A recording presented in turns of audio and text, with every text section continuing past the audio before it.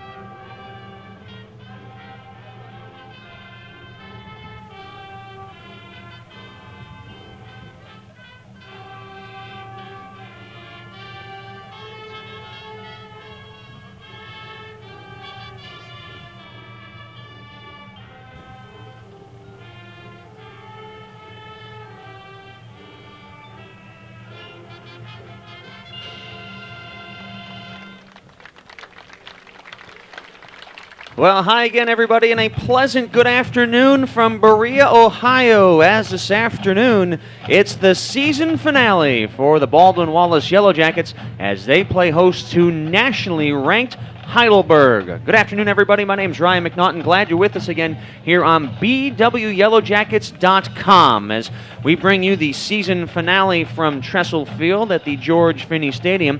The Yellow Jackets come into this one with a record of 6-3 overall, 5-3 in the Ohio Athletic Conference.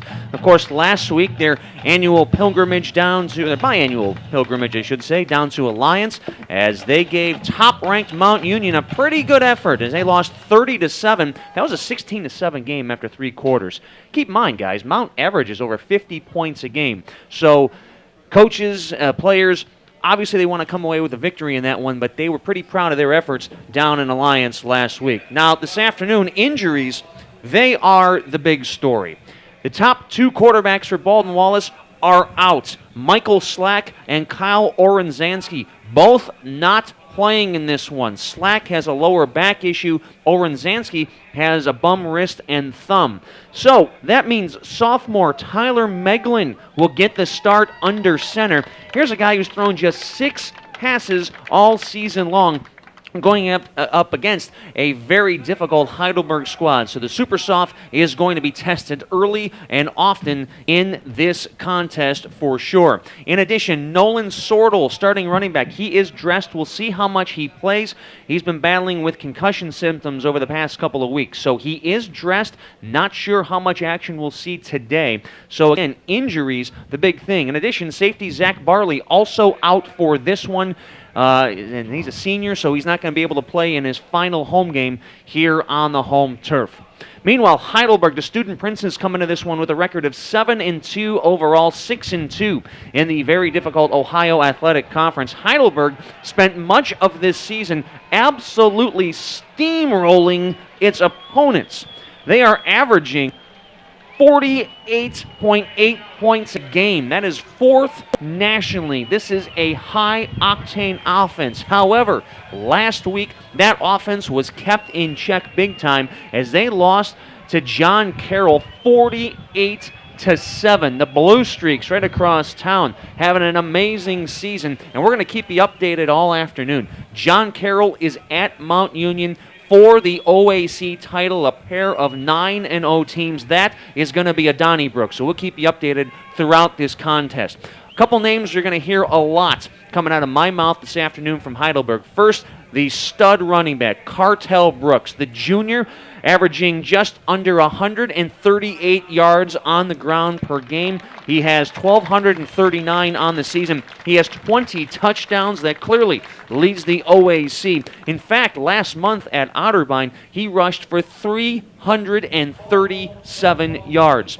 The other name to keep an eye out, quarterback Michael Mees. Now, he's a local kid, a product out of North Ridgeville. He's just under 2,000 passing yards on the season. And what a ratio this is. He's thrown 24 touchdowns to just 4 interceptions. So he is very efficient on the offensive side of things. We talked a little bit about the offense for Heidelberg.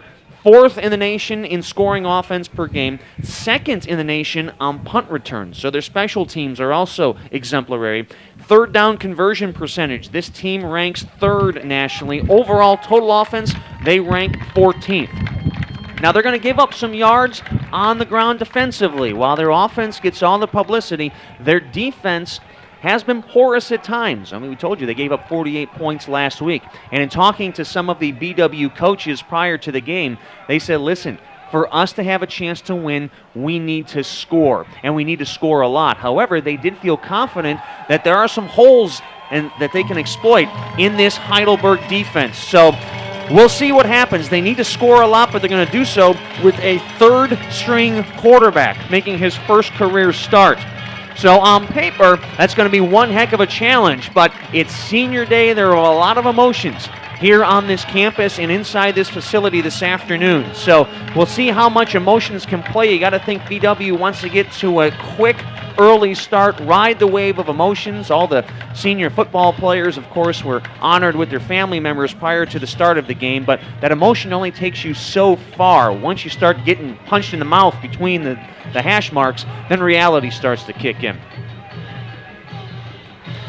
BW and Heidelberg playing for the 67th time. In fact, Heidelberg has been the opponent Baldwin Wallace has played more than any other in the history of this football program. The Yellow Jackets lead the all-time series 46-20. Last year, Heidelberg won 35-34. They did so by blocking a potential game-winning field goal as time expired. So you know these seniors for BW have not forgotten that one. Heidelberg will receive the opening kick. BW kicking with the wind. It is a fantastic day weather-wise. I'm here to tell you, earlier this week, it snowed, it stuck to the ground, but we've got a temperature in the 50s, a nice breeze out of the south. The sun has come out. You cannot ask for better weather in the middle of November in Northeast Ohio. So it'll be Chris Moeller on the kick for the Yellow Jackets. And you can see the effects of that wind as the ball has been blown off the tee.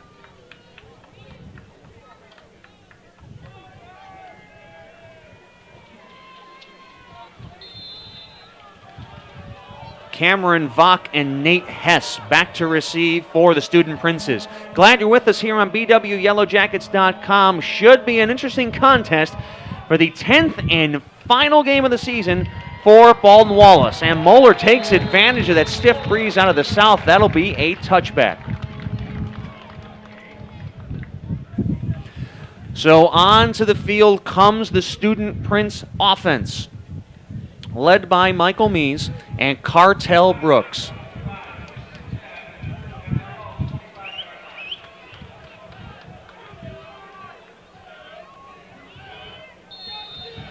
So Mees will open up in the shotgun, 2 wide, Brooks in the backfield. And Mees opens up with a pass. That is complete, and it should be enough for a first down. Ethan Kindle with the reception. Kindle getting the late start for the Student Princes. In fact, they're going to say he's a little short. Stepped out of bounds before he crossed that first down marker, so it'll set up a 2nd and 2.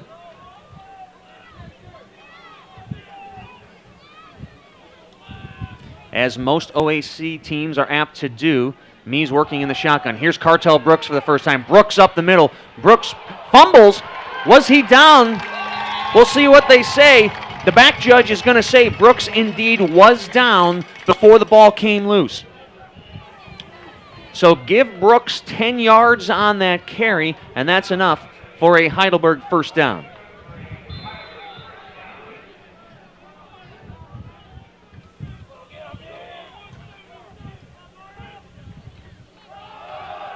There's Brooks again up the middle, and he is hit hard. That's a tough gain of 4.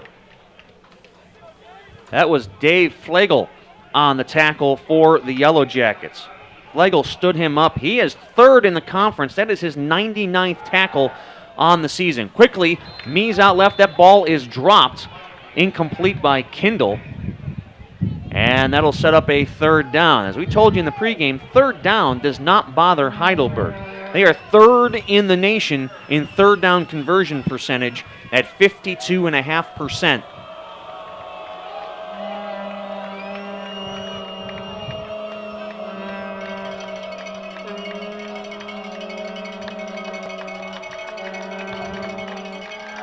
Mees back in the pocket. He'll look left. Pass is complete. Kindle this time able to hold on to it, and that is good for a Heidelberg first down.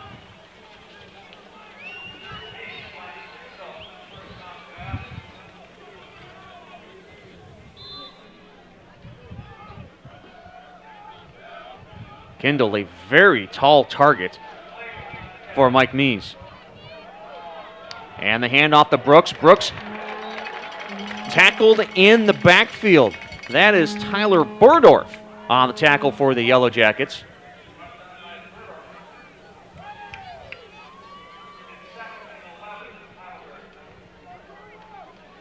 And Brooks lost a yard on that one. It'll be 2nd and 11. Minute 40 into this one. Glad you're with us. From Berea, Ohio. Mees going to roll left. Mees looking downfield. And a dangerous pass, incomplete.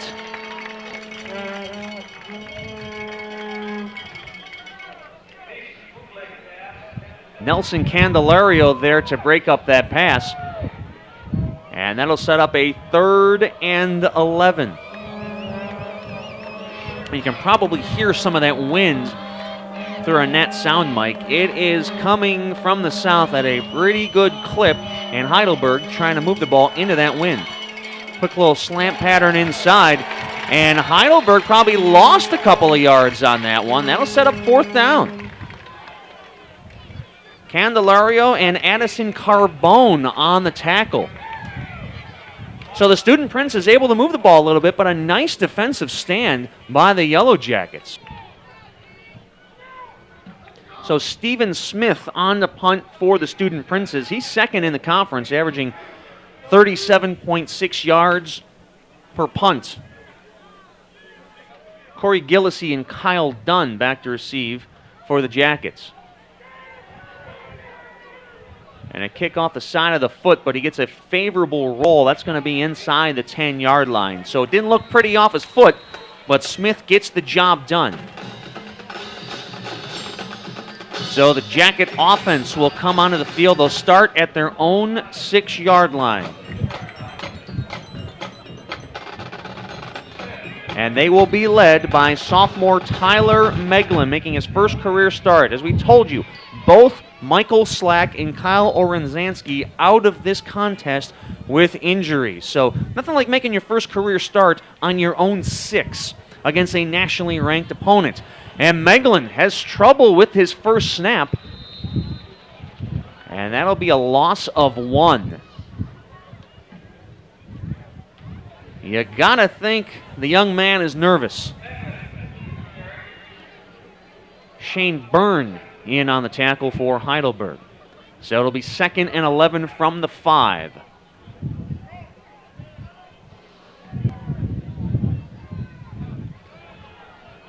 Meglin's pass is complete to Kevin Johnson.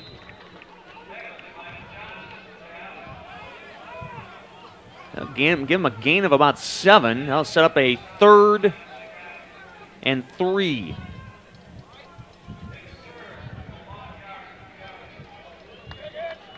Those quick hitters, probably not a bad idea to give Meglin a little bit of confidence here early on. And the handoff off to Isaac Reed. Isaac Reed with some move up the sideline. And when you got a back like Isaac Reed to help you out, that's going to cure some nerves as well. Nice run by Reed. And it's a first down, Yellow Jackets.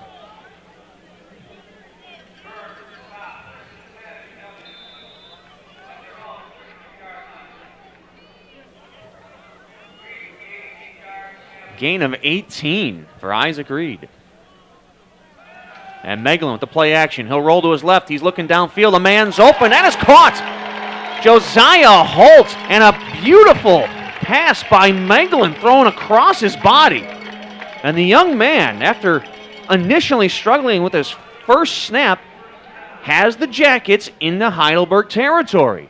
First down at the Student Prince 49.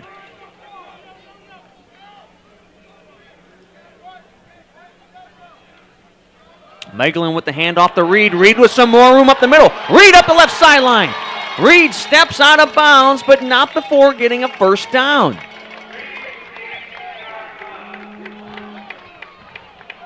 A gain of 17 for Isaac Reed, and the Jacket offense is moving.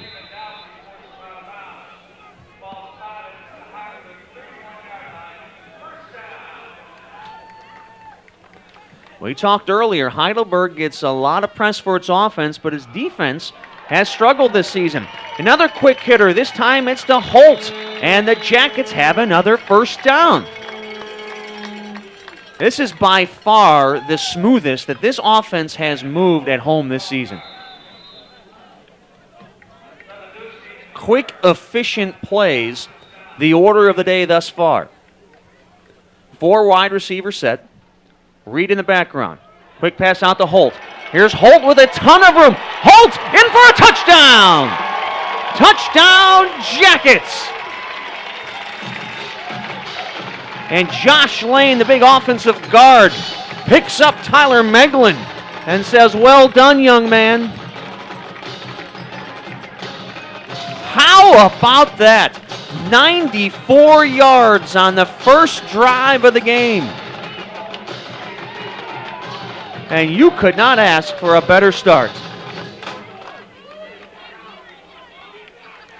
Chris Moeller on for the PAT for the Jackets. Snap down, kick is up, and the kick is good. 10:07 to go here in quarter number 1, and just like that, BW up on the 18th ranked team in America, 7-0.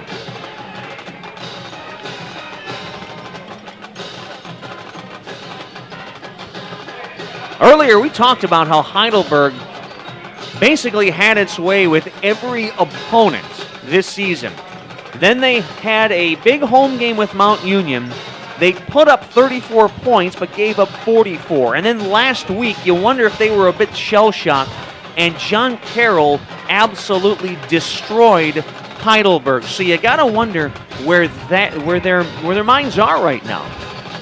They still have an outside shot of perhaps an at-large playoff berth with a victory. An 8-2 record, their high potent offense. We'll see. But you can't put the cart before the horse. 7-0, Baldwin Wallace. Vach and Delisa back to receive for Heidelberg. And Chris Moeller is now 2 for 2 in touchbacks, taking advantage of that wind from the south.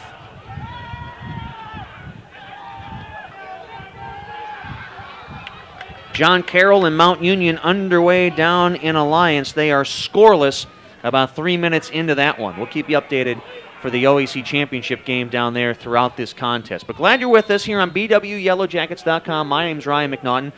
I've seen the numbers. A lot of you are watching, so we appreciate that.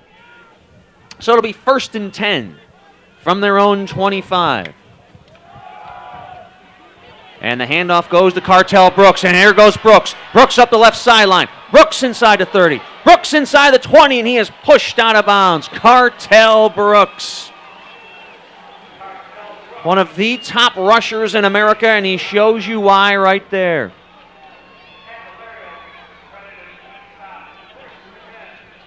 "57 yards on the rush by Cartel Brooks. 1st and 10 from the 18. And there's Brooks again going left. And Brooks brought down by free safety James Coleman after a gain of 2.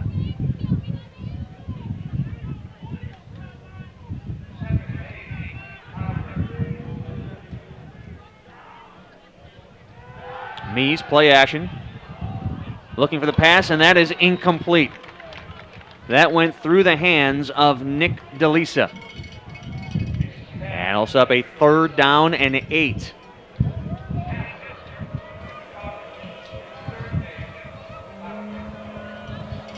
Heidelberg has not attempted too many field goals this year, so you wonder if this is 4-down territory. They're very busy putting the ball in the end zone if you look at their numbers, so that kind of makes sense. 3rd and 8, they give it to Brooks up the middle. And Brooks might have gotten 5 or 6, but it will set up a 4th down.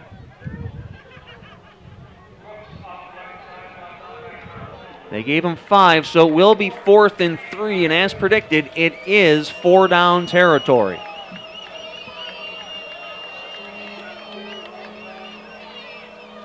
So we'll see if this Jacket defense can stand him up. Pass out to left, Brooks. Brooks unable to corral it. Mees led him just a little too far, and the Student Princes turn it over on downs. So another big pick-me-up for the Jackets. 8:47 to go here in quarter number 1. They take over on downs, up 7-0.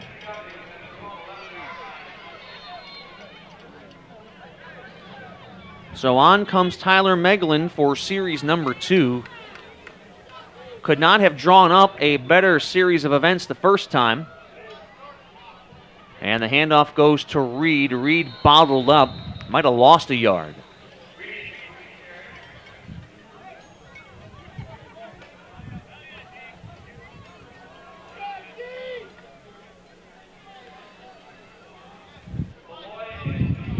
Isaac Reed entered this contest with just over 400 yards on the day. Certainly approaching 500 after that first series of downs. Meglin in the shotgun. He'll fake left, he'll roll right. Now he's going to keep it. And Meglin showing some proficiency with the feet. Got a nice downfield block there from Javon Burks. So Meglin picks up 9 or 10, so it'll be 3rd and short.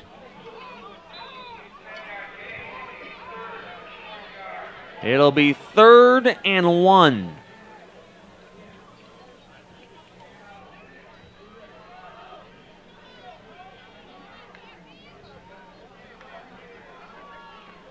Meglin on the keeper, and he's got enough for that 1st down.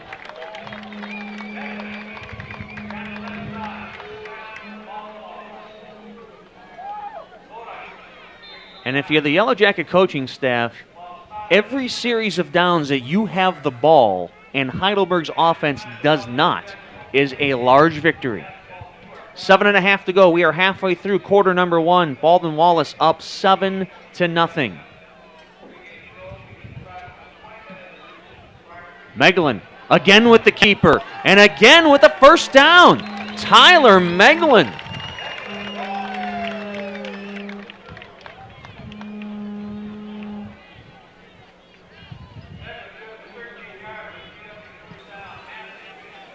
Doing his best Michael Slack impression. Of course, Slack, the dual threat quarterback for the Jackets, out today.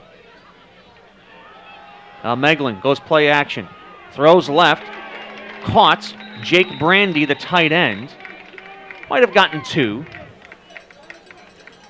But thus far, Meglin has shown a nice touch on that pass when he is rolling left and throwing across his body.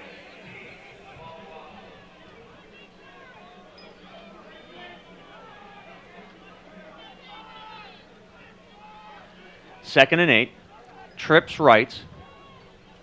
And he'll look right. It's Josiah Holt.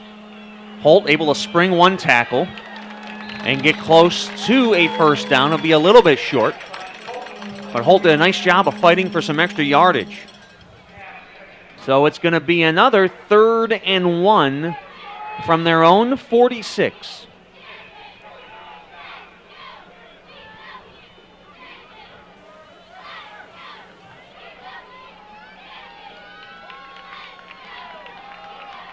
And the handoff up the middle to Reed. He gets 2, and that is enough for another Jacket 1st down.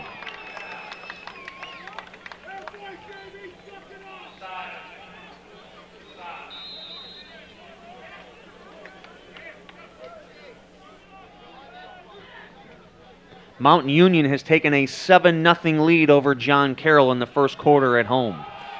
Meglin with another keeper. Meglin with a beautiful move going outside, and that's a first down. Adam Sepik is trying to pick up a couple of things that might have fallen when he got juked out of his shoes. And the Jackets on the move again. First down at the Heidelberg 38.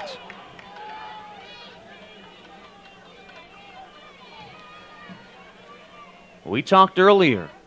There were yards to be had on this defense. Quick strike out to Holt.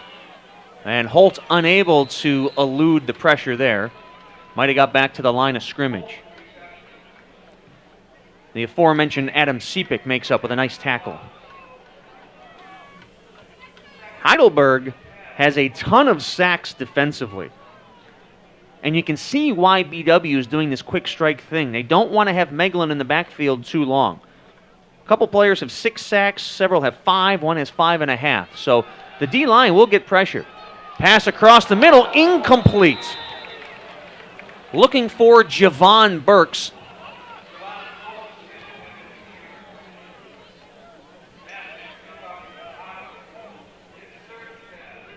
So it'll set up 3rd and 10 from the 38.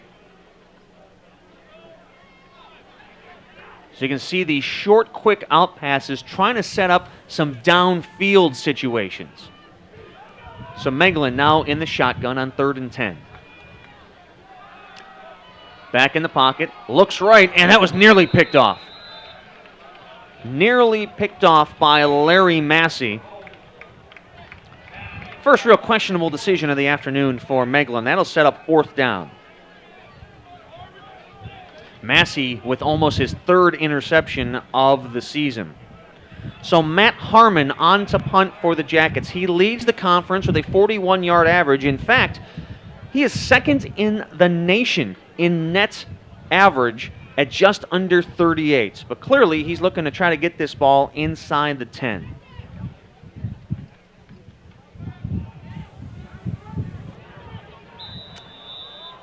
And gives it a little too much foot with that wind. And that'll be a touchback. So Harmon unable to pin the offense. And Coach Snell going to have a talk and say, listen, you were supposed to kick it to the sideline there. So it'll be 1st and 10 from the 20. 4:40 to go here in quarter number 1. The Yellow Jackets up 7-0 against the 18th ranked Student Princes. Mees with the fake to Brooks. Mees pressure in the backfield, able to elude it, looks downfield, and the pass is complete. It's incomplete, I'm sorry. Incomplete. Cameron Vach unable to reel that one in. But Mees did a nice job of keeping that play alive.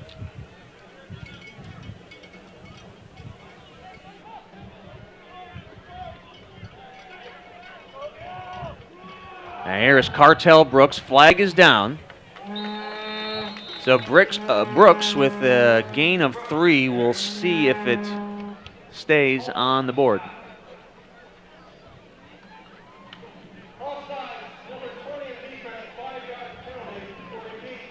They're going to say Nelson Candelario, the cornerback, is guilty of being offside. So take Brooks's yards off the board. They'll get 5 freebies. So it'll be 2nd and 5 from the 25.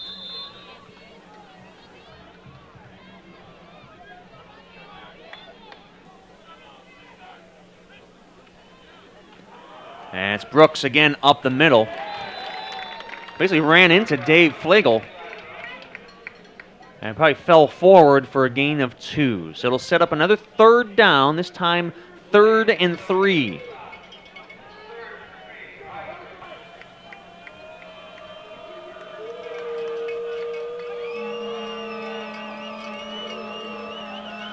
Mees looking left, and the pass is complete.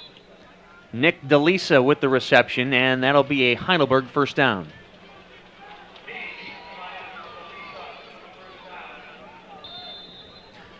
.345 here in quarter number 1. A very entertaining first quarter to this point. A bit of confusion there in the backfield. Mees wasn't sure if he wanted to give the ball up to Brooks. And Brooks might have gotten one. So it'll be 2nd and 9.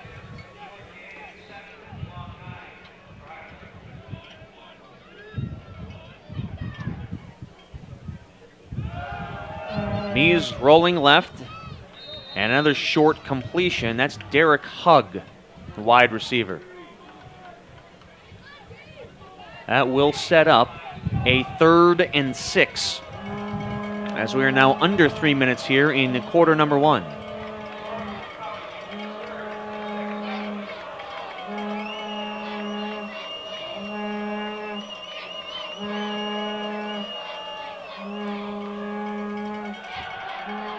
Mees drops back. Running for his life, and he will be brought down. Brought down at about the line of scrimmage. And it'll be 4th down. Tyler Burdorf in on the tackle.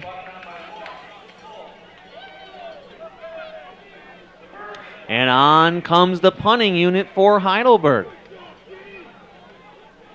I don't have the stats on me. I find it hard to believe how many games Heidelberg has been kept off the scoreboard in the first quarter. It's actually stunning if you look at the offensive numbers. And a poor punt. That time for the Student Princes. Gets a little bit of a roll, which helps out. Not Stephen Smith's best effort. But with a $1:53 to go here in quarter number 1, everything going Baldwin Wallace's way thus far. We touched on it earlier, fans. The Heidelberg offense is nothing to sneeze at. They average just under 49 points per game. They're 14th in America in total offense. So to be looking at that scoreboard right now and seeing a goose egg, that's a huge credit that goes to the Baldwin Wallace players and coaching staff. So here's a 1st down run by Isaac Reed. He's brought down by Shane Byrne. And they're going to give him about 4 yards on that carry. It'll be 2nd and 6.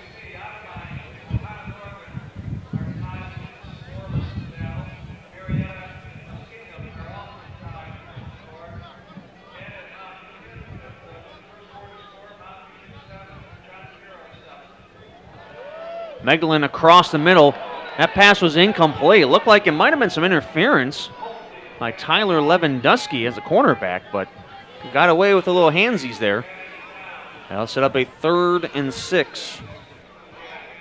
John Carroll's come back to knot things up down in Alliance. They are tied up at 7 with over 2 minutes to go in quarter number 1. Again, John Carroll and Mount Union both 9-0. The winner will be crowned Ohio Athletic Conference champion.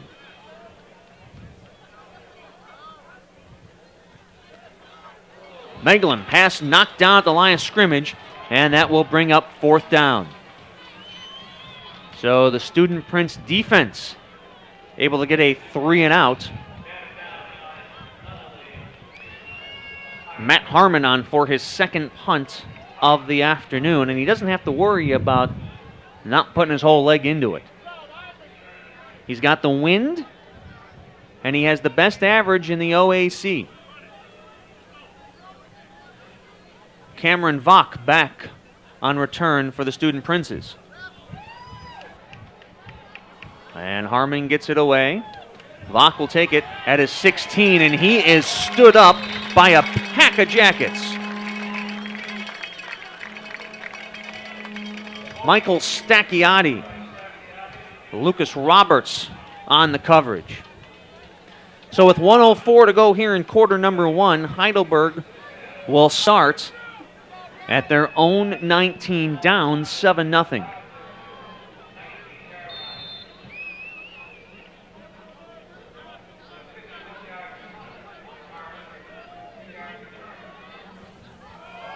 Cartel Brooks going left side. Brooks with a lot of room to run. Brooks with one guy to beat. Brooks down the sideline. Brooks at the 30. Brooks at the 20. 10-5, touchdown, Cartel Brooks.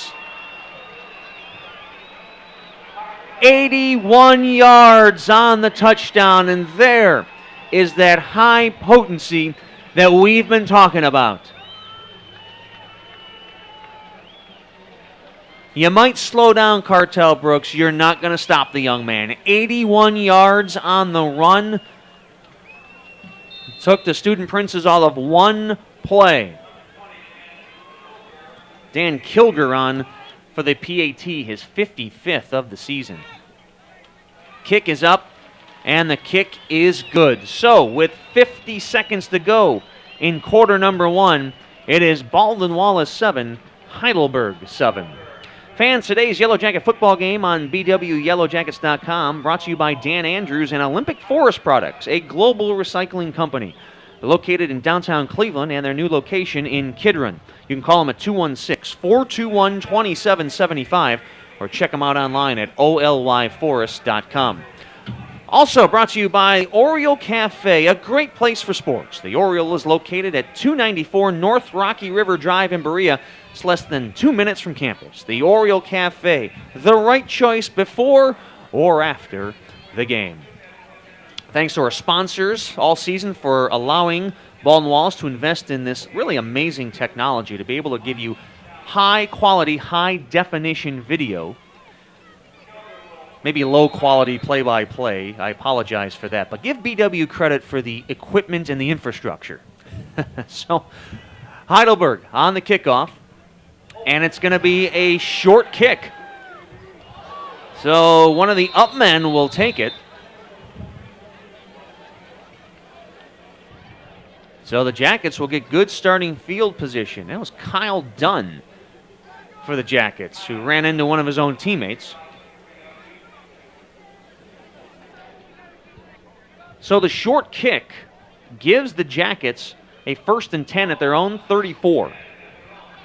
With 50 seconds to go here in quarter number one, we are knotted up at 7 apiece. A very entertaining first quarter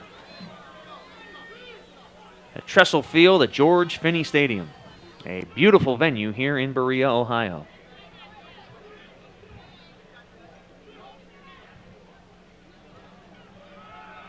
So Megalin hands the ball off to Holt, and Holt is knocked out of bounds after a gain of 6.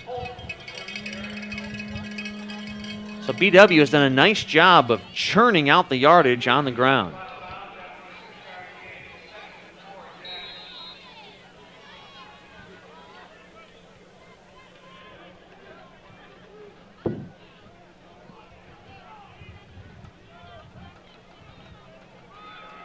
So it'll be a handoff to Holt left. Holt has enough for a first down and more. Holt up the left sideline, and he is tackled out of bounds inside the 40-yard line.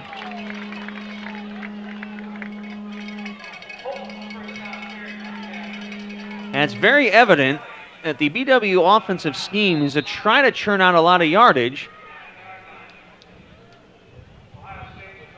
to help ease that transition in the starting quarterback position for Megalin. 15 seconds to go.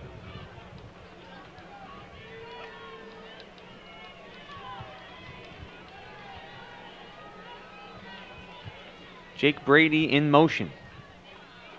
And Megalin on the keeper. Megalin up the middle.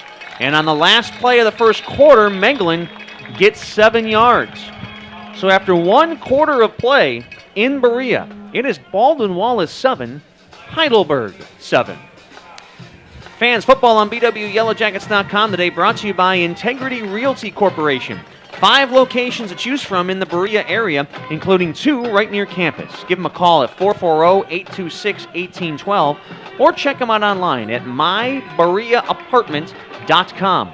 The Hoffman Group for all of your insurance and risk management needs, located throughout Northeast Ohio to serve you better. For all of your insurance needs, please call the Hoffman Group. The Ohio Education Credit Union, gain the advantage. The Ohio Education Credit Union offers convenience, trust, and value. Visit their locations in Cleveland, Lyndhurst, Lakewood, and Oberlin, or on their website, ohioedcu.com. Build your future today. Ryan McNaughton, glad you're with us here on BWYellowJackets.com. Now, look, if this is the first time you've checked a game out here online, you're going to notice it's kind of a one-camera operation. So, the view that you're getting is actually the view, the tape that the coaches are going to watch. So that's why there's one camera. You might be asking, well, why is the camera guy going to the scoreboard a lot? Well, that's what coaches want to see, where in the game did specific plays happen. So until or unless we get that whole multi-camera thing, that might answer some of your questions as to, well, why is it just one camera? Why is it a wide shot? Why are they going to the scoreboard? But nonetheless, fantastic technology, and we hope you're enjoying it. 2nd and 4. Handoff goes up to Holt, and he is taken down behind the line of scrimmage. Cameron Hilling on the tackle. That's going to be a loss of 2. So that's going to set up a 3rd and 6 from the Heidelberg 35. Jackets here in quarter number 2 will be driving into the wind.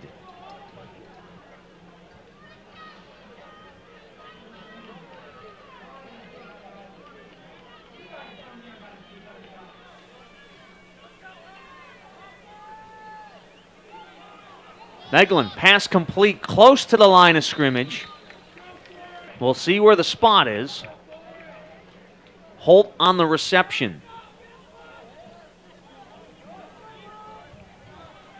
And it is going to be 4th, and it looks to be less than a yard, and it appears the Jackets are going for it.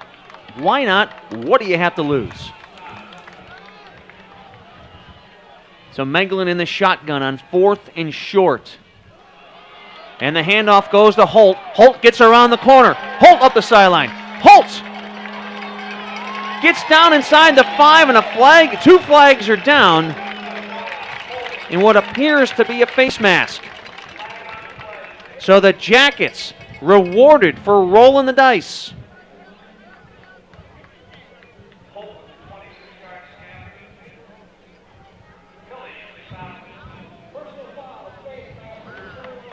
And indeed, it was a face mask call on Jamil Bolden. Half the distance will give Baldwin Wallace a 1st and goal at the 2-yard line. And you saw that quick strike offense for Heidelberg that last drive. BW knows they're going to have to score. We told you, we talked with the coaches before the game. They said that's how we're going to win this game. We need to put points on the board. First down, here's Holt. Holt on basically the same play. Actually might have lost a yard or 2.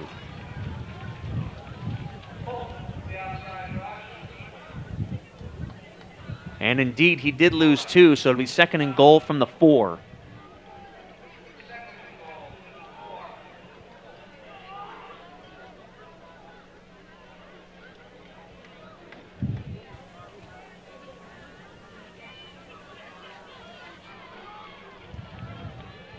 So Holtz in the fullback. Big ball run in the game. Meglin with the keeper. He is hit hard near the goal line. And Meglin gets up a little slowly. He took a big hit at the 1. And his arm, he's kind of holding it off to the side. And he is hurt. He is coming to the sideline. Interesting call for your 3rd-string quarterback, who's played magnificently, to be honest with you. Maybe it's just a stinger. He's flexing his hand. So it might have just been a stinger.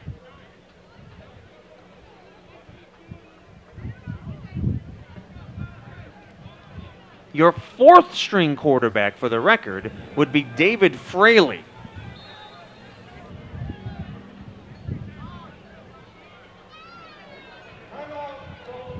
So Baldwin Wallace is actually going to go ahead and call a timeout. Now what this does is allows Meglin to stay in should he want to. If you come off the field with an injury, you have to miss at least 1 play. So the Jackets wisely call timeout, allow Meglin to get some feeling back into that arm, and perhaps more importantly, set up the play they want on 3rd and goal from the 1. Your top 2 quarterbacks on the depth chart are already hurt. You hate to see on the last play, or the last game of the season, the 3rd guy's also going to go down. Fans, BW Football brought to you by Medical Mutual of Ohio. Medical Mutual is a healthcare provider of Baldwin Wallace University. When you are looking to receive great care, you can't go wrong with Medical Mutual.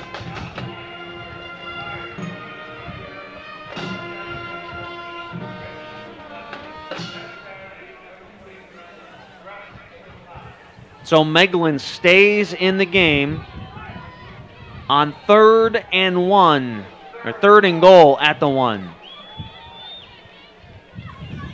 I formation, Holt in motion. Hand off to Reed up the middle, follows his fullback's lead. He's close, but they are going to mark him inches from the goal line. And now it's Reed who's on the ground, not getting up.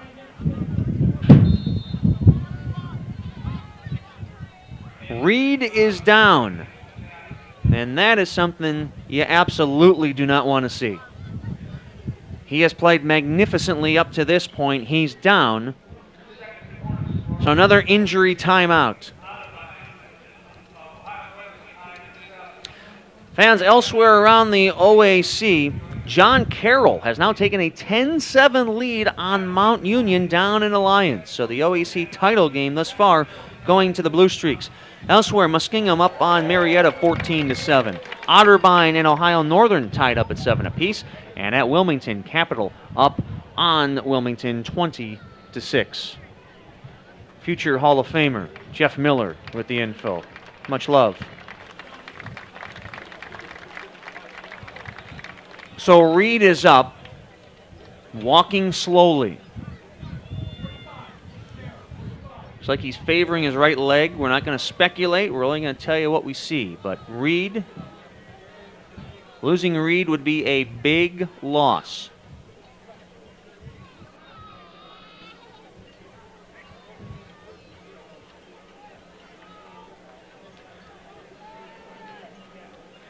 So if we receive any info on his injury, we will certainly pass it along. 4th and goal.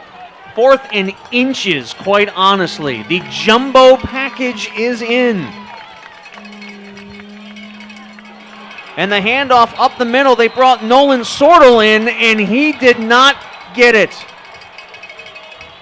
Sortel bottled up at the line of scrimmage.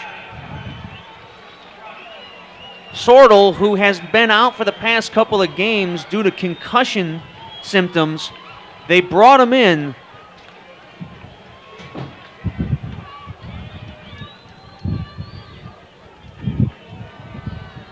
And they turn it over on downs. A huge stop for the Student Princes. BW had 1st and goal at the 2.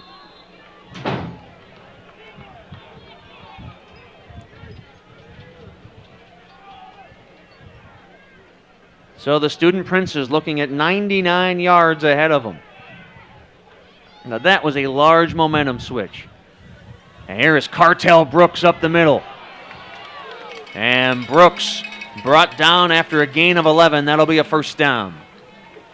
And you start getting the feeling this Heidelberg offense is starting to get their stuff together. Brooks has looked much more comfortable running the ball his past couple of touches. Here's Brooks up the middle again. Brooks gets through that hole very quickly. And give the offensive line credit for opening up some big holes. 2 rushes, 2 first downs for Heidelberg.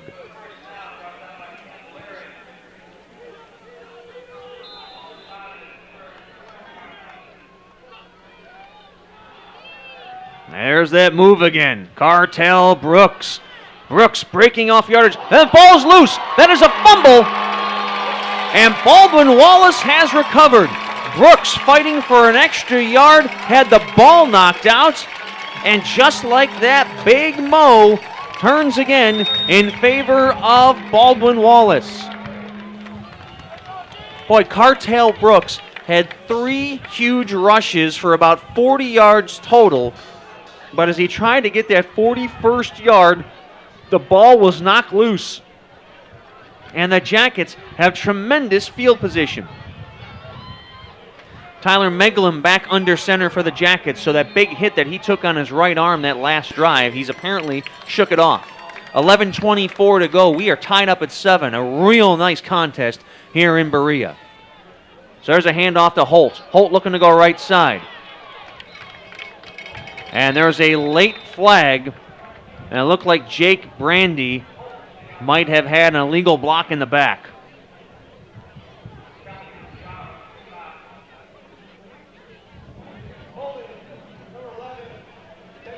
And instead they're going to call Daryl Jones, the other tight end, with a hold. But personally, they could have called it either way. Brandy looked like he got away then with an illegal block in the back. Jones unable to get away with the hold. So a spot foul. Jackets lose 6. It'll be 1st and 16 from the Heidelberg 49.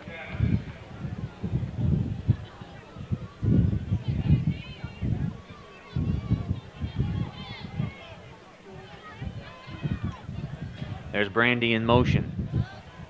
And it'll be a handoff to Holt. Holt up the right side. Holt breaking off big yardage. He's taken out of bounds.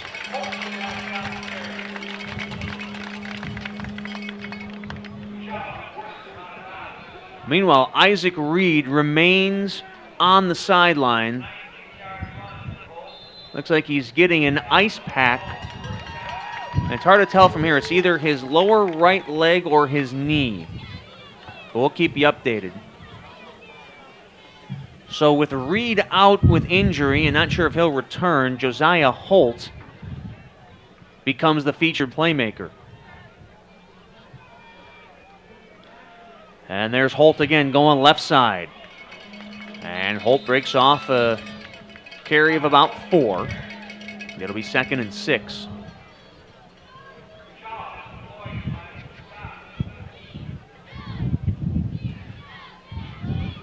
Ten minutes to go here in quarter number 2. We're tied up at 7. Ryan McNaughton, glad to be with you. Glad you are with us on BWYellowJackets.com. The season finale, and it's been a thriller thus far.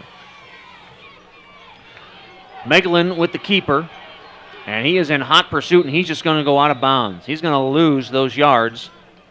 That'll be a loss of 4. Tim Little's on the pursuit for Heidelberg.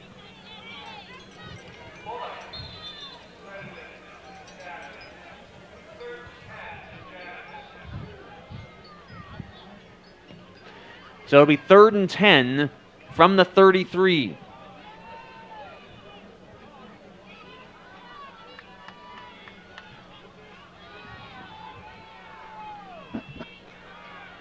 Meglin drops back, looks across the middle. Wide open was Holt, and he dropped it. Holt was wide open. The pass was on the money, and he just couldn't hold on. Tough break for this offense. Tough break for Meglin, who put the ball exactly where he needed to. So it's going to set up a 4th and 10. And it looks like they're going to go for it. Again, what do you have to lose? Trips right, lone receiver to the left, Sortel in the backfield.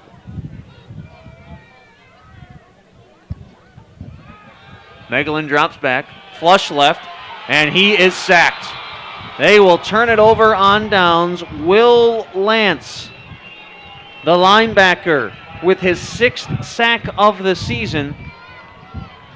With 9:10 to go, Heidelberg gets the ball 1st and 10 in real nice field position at the 40. So the Jackets unable to take advantage of the Cartel Brooks fumble and the ensuing field position.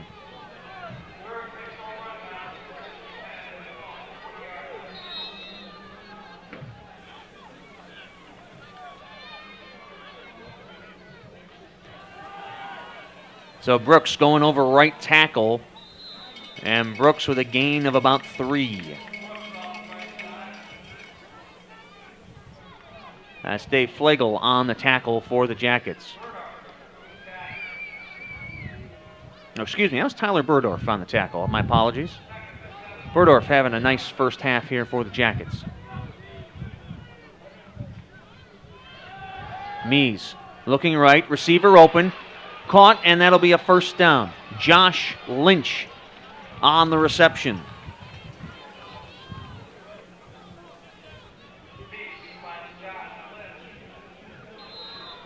Meese has some nice tall targets at his disposal. Here's Cartel Brooks going right side. Brooks with a gain of 4, maybe 5. 8:20 to go here in the first half, tied at 7, but the Student Princes are on the move.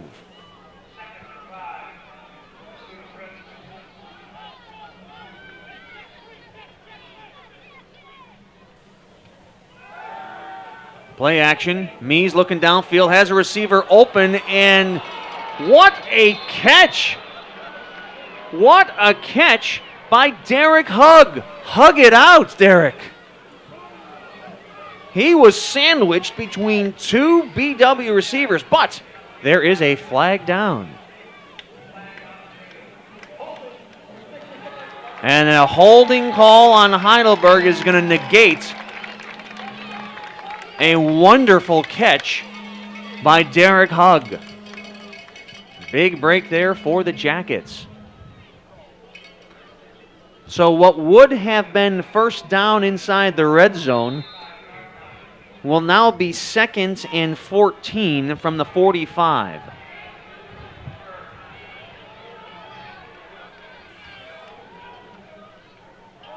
There's Cartel Brooks. He is a workhorse in that backfield. Brooks, give him 4 yards. It'll be 3rd and 10. Big step up here for the BW defense if they can create a 4th down. Heidelberg with just 7 points here in the first half. They're averaging almost 49 per contest this season.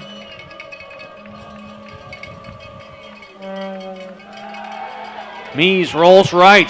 Meese flush out of the pocket again. He'll look left. He's got Brooks open down the left sideline, and that will be enough for a first down. Luke Riemenschneider had the pressure from the right side, and it looked like an offensive lineman had a hold of a lot of brown jersey. But if you don't see it, you can't call it. So Meese with a nice job of keeping that play alive. And they move the sticks. 1st and 10 at the 25.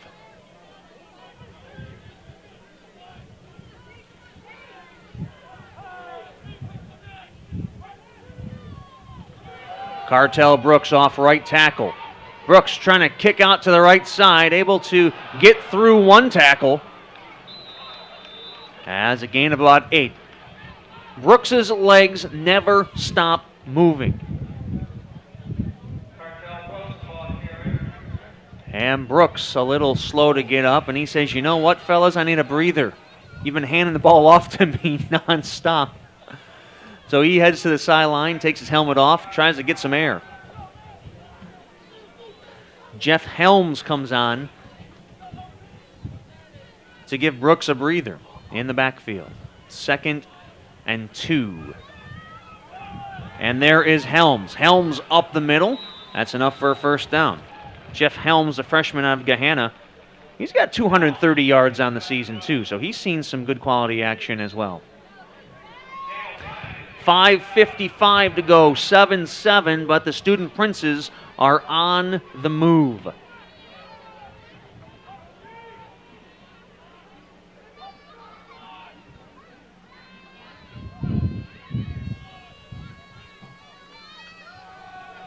Here's Helms again up the middle. And that offensive line opening up big holes close to a first down.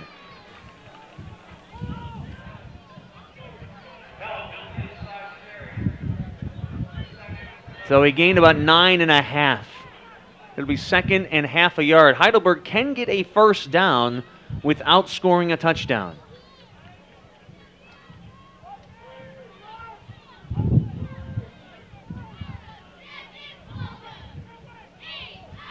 Meese looking to pass, and that is a touchdown. Touchdown Heidelberg. Zach Hogya with the touchdown. And for the first time today, the Student Princes have a lead. So the Jackets turn the ball over on downs, and the Student Princes go 55 yards and get the touchdown. Dan Kilger on for the PAT.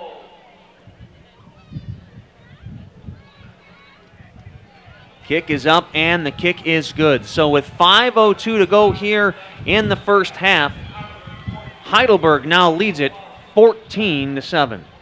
Fans, BW football on BWYellowJackets.com brought to you today by the Cleveland Clinic Sports Health Division, the healthcare provider for BW Athletics.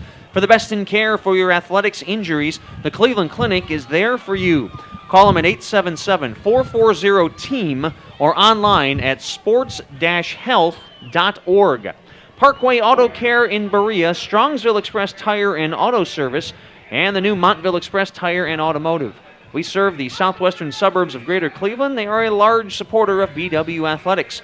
Visit them today at Parkway Auto Care, Strongsville Express Tire and Auto Service, and their new location in Montville.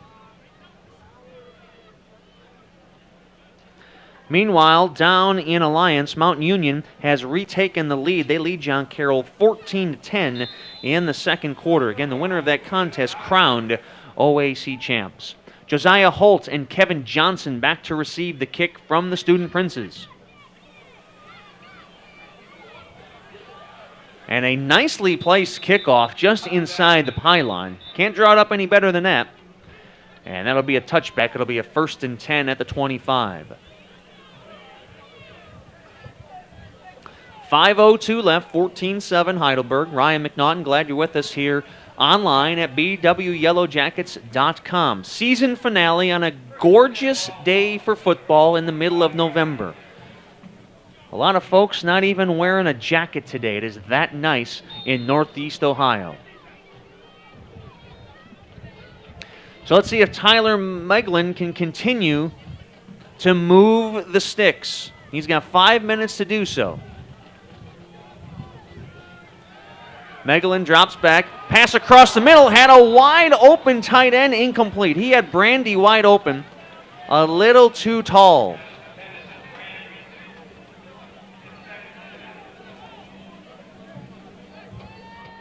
Brandy playing in place of Bo Heineman, who is out with injury. A lot of injuries here at the end of the season for the Yellow Jackets.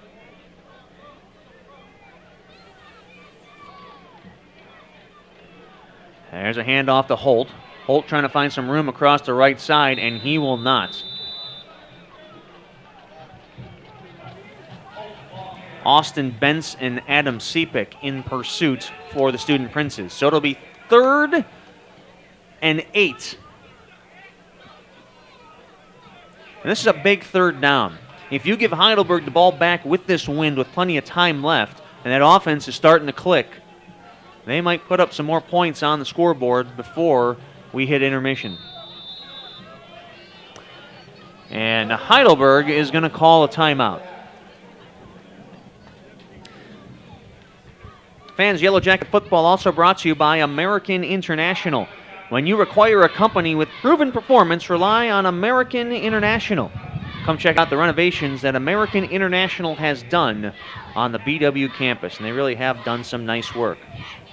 Updates around the OAC. Down in Alliance, Mount Union has now taken a 21-10 lead over John Carroll. Just under 2 minutes to go there in half number 1. Meanwhile, Wilmington and Capital tied up at 20 in the second. Muskingum up on Marietta, 21-14. And also in the second, Otterbein at Ohio Northern. They are tied up at 14. So really every contest in the OAC this afternoon, pretty well played. They are close. But the big one, of course, down in Alliance. Mount Union ranked number 1 in America. John Carroll ranked 9th in America. John Carroll had allowed 4 touchdowns the entire season entering today. Mount Union's already scored 3. So there's Meglin. Drops back.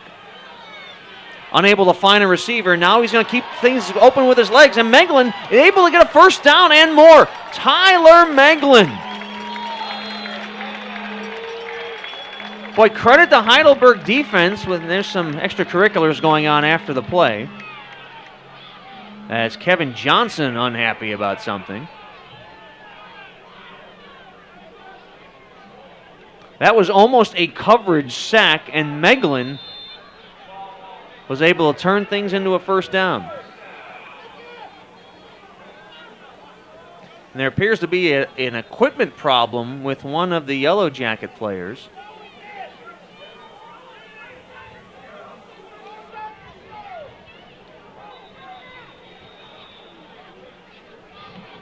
And Baldwin Wallace forced to call a timeout. Sean Hemlick was having equipment issues with his shoe. So instead of either just coming off the field, Baldwin Wallace forced to call a timeout. That is their second of the half.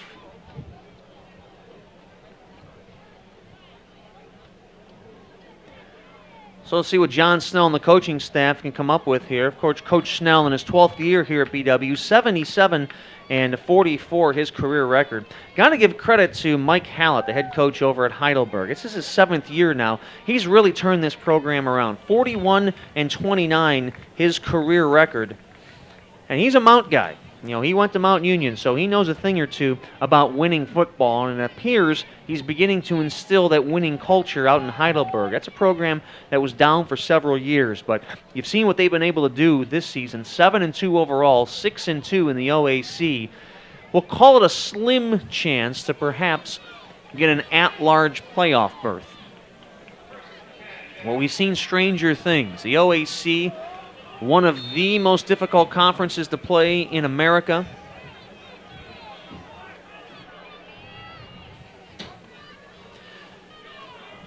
Quick pass out to Holt, and Holt is going to be knocked out of bounds for a loss of 2. Adam Sepik able to get the tackle. Clock continues to move, less than 3.5 minutes to go. Meglin, quick pass across the middle, that's complete to Holt. And it gets the Yellow Jackets into Heidelberg territory. And it appears the Jackets want to get a hurry-up offense. The coaching staff in the booth next to us, animated, to say the least. They want this offense to be moving. So it's 3rd and 5. And that pass knocked down the line of scrimmage, and it's going to be 4th down. And as Meglin comes off the field, he continues to hold that right arm at his side. You know, he got hit big earlier in this quarter, and it's clear he is still feeling it. So that's going to be something to continue to watch as this game progresses. Matt Harmon on for the punt. Harmon, a nice kick into the wind. It's received by Cameron Vach, and Vach brought down immediately. Luke Riemenschneider, the first on the scene, as was Michael Stacchiotti. So a 2:44 to go here in the first half. The Student Princes with the ball and a 7-point lead. Now that is plenty of time for this offense to go 85 yards. Cartel Brooks back in the backfield after getting a breather on that last drive. Michael Meese, the North Ridgeville product, in the shotgun, and the handoff goes to Brooks. And Brooks with a gain of 6.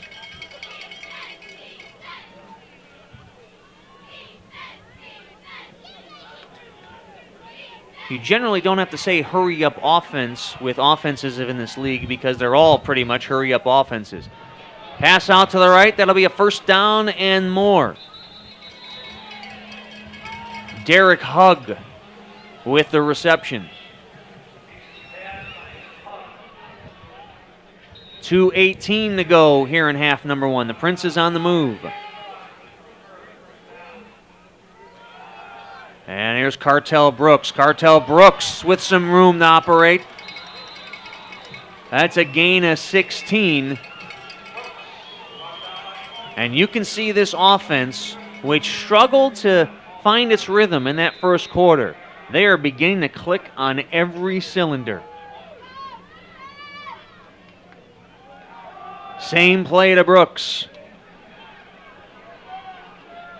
And Cartel Brooks close to the first down mark.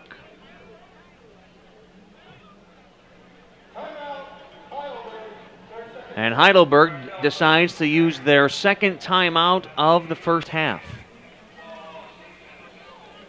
With 1:49 to go and a 14-7 lead. Mount continues to lead John Carroll 21-10 down in Alliance. You gotta think, even if John Carroll loses that, they're a shoo-in for a playoff spot.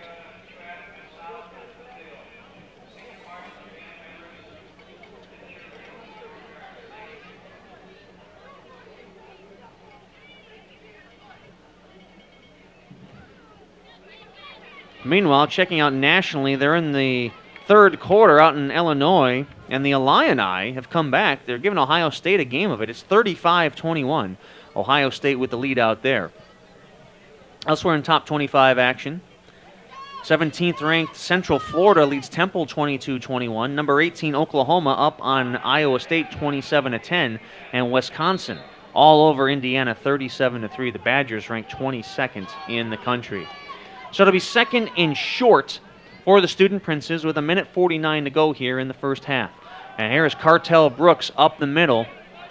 He has stood up after a gain of about 2, but that will be enough for a first down.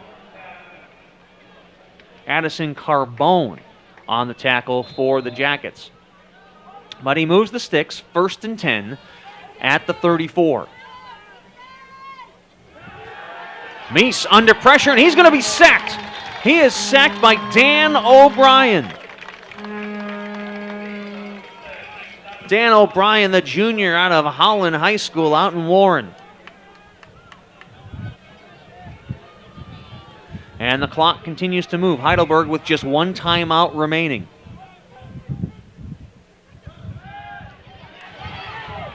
Meese able to get rid of the ball. He finds Hug again. It's about a gain of 13, but it's going to be short. So it's going to be 3rd and short, 55 seconds to go here. And here is Cartel Brooks up the right side. Brooks with plenty of yardage. And that's a first down. That'll stop the clock. It'll be 1st and 10 from the 19. 45 seconds here in the first half.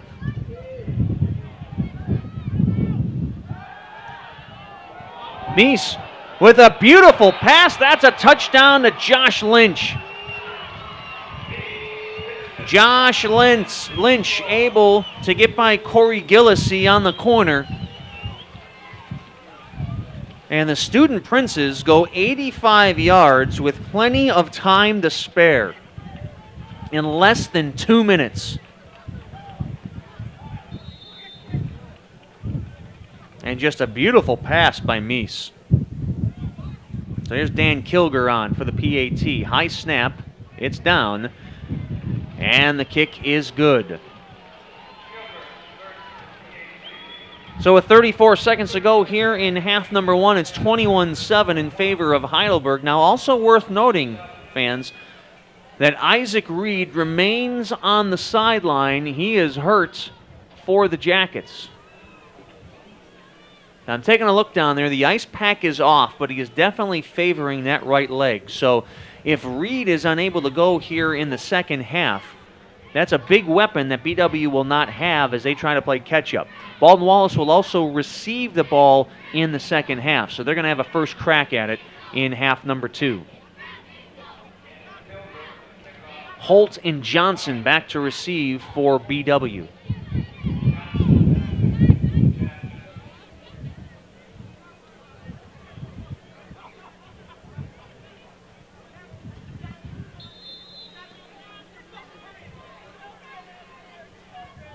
So Kilger with the kickoff with the wind at his back.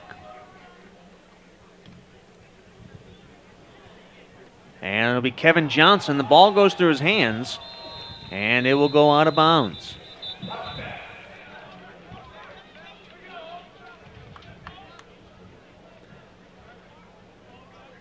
So BW will start at the 25 with 33 seconds to go, down 14 with 1 timeout.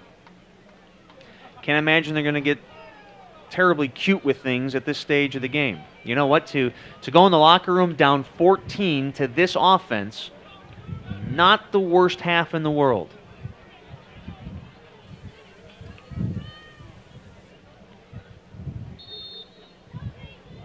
So Meglin will be in the shotgun on first down. And he'll hand the ball off to Corey Pedritt. And he gets about a gain of 8.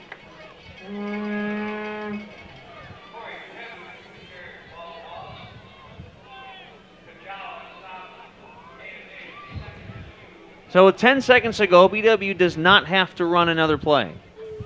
We'll see if they do.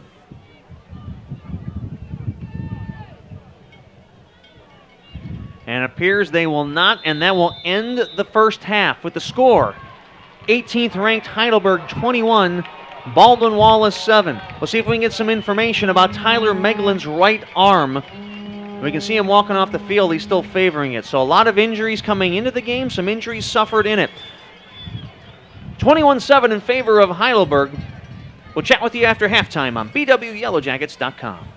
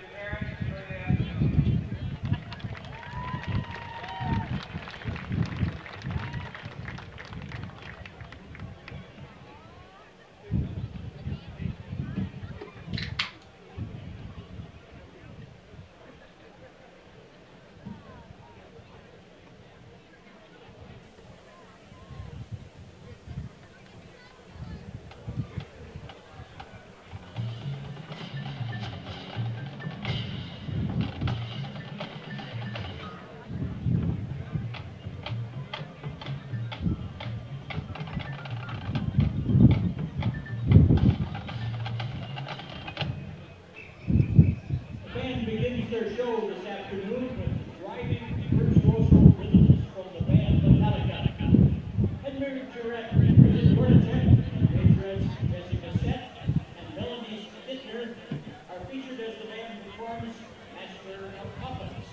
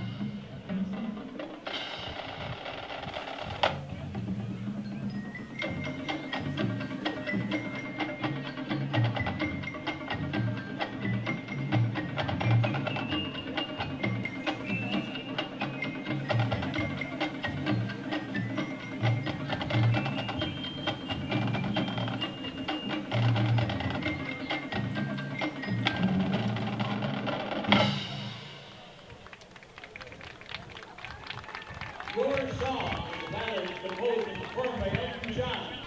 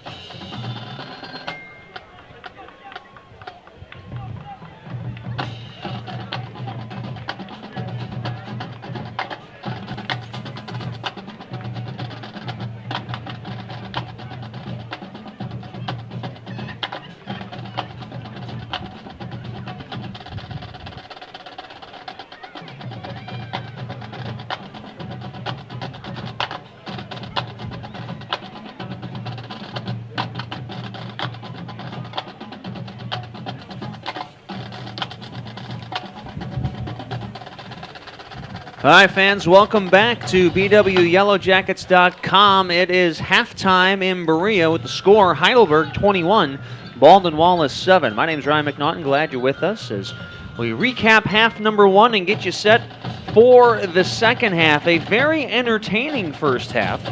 And saw the Yellow Jackets go up 7-0. And then Heidelberg's offense finally started to click in. Let's take a look at some of the stats first for the Yellow Jackets. They put up 255 yards of total offense.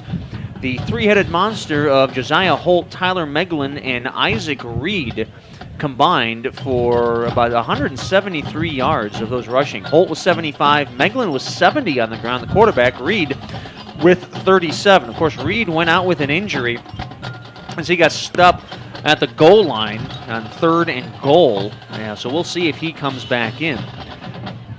Meglin under center, 10 of 17 for 82 yards and a touchdown. He was sacked once. Meanwhile, looking at Heidelberg, Cartel Brooks, you cannot say enough about this young man. He has 254 yards on the ground on 19 attempts. He had that long of 81 that went for a touchdown. Remember, earlier this season, he ran for 337 at Otterbein. Helms had 15 on the ground. Under center, Michael Mees, 11 of 16 for 116 yards and 2 touchdowns. So on the season, he now has 26 touchdowns to just 4 interceptions. BW led time of possession, 16-19 to 13-41 for Heidelberg. Only 4 penalties between the two schools in the first half. Now, something to watch. Tyler Meglin. We said that he had his right arm kind of on his side toward the end of the first half as he was hit hard trying to score a touchdown. So we'll see if he'll see action. We did see David Fraley, the 4th-string quarterback, warming up on the sidelines when they came out. So it'll be interesting to see who will come out under center for the Yellow Jackets, as Baldwin Wallace will get the ball to start half number 2 down 14.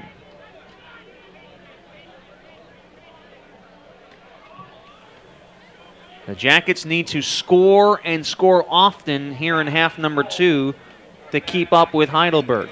Meanwhile, they're at halftime in Alliance. Mount Union has a 28-10 lead over visiting John Carroll in a battle of 9-0 OAC squads. The winner is the OAC champ. The loser probably going to the playoffs anyway.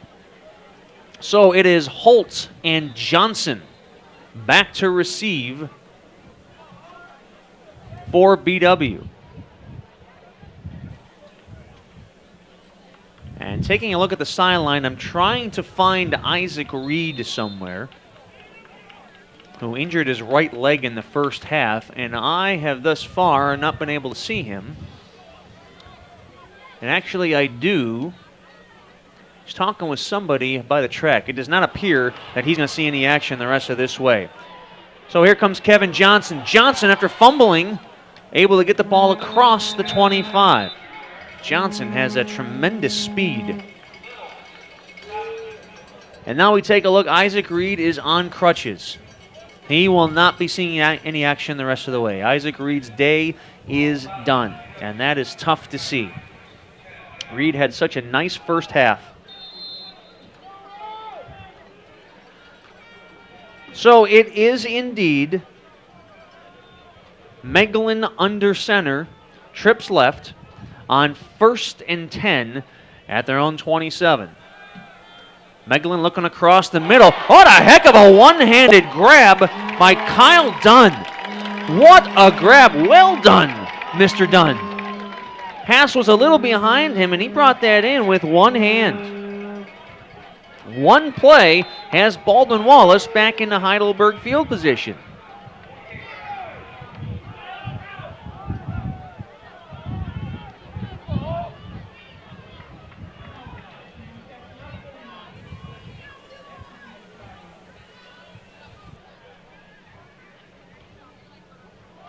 So a bit of a busted play there by Meglin. He turned the wrong way to either have the handoff or fake it. A little busted play. And that's a loss of 2.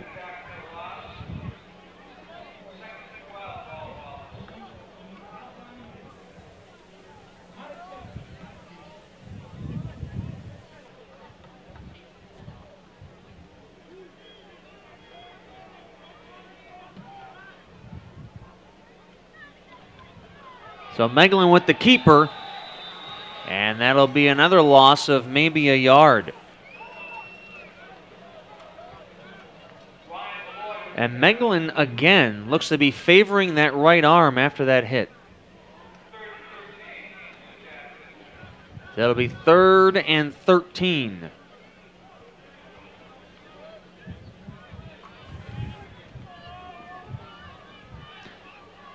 Minute and a half into the second half, the Jackets down 14, facing a 3rd and long situation. Trips left, Johnson the wide out to the right.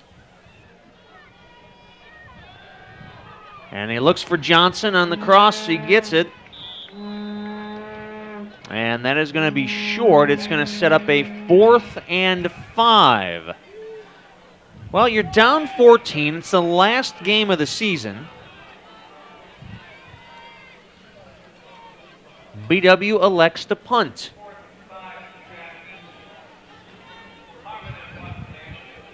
So Matt Harmon on the punt, averaging 41.7 this contest, his 4th punt of the day, kicking into that wind out of the south.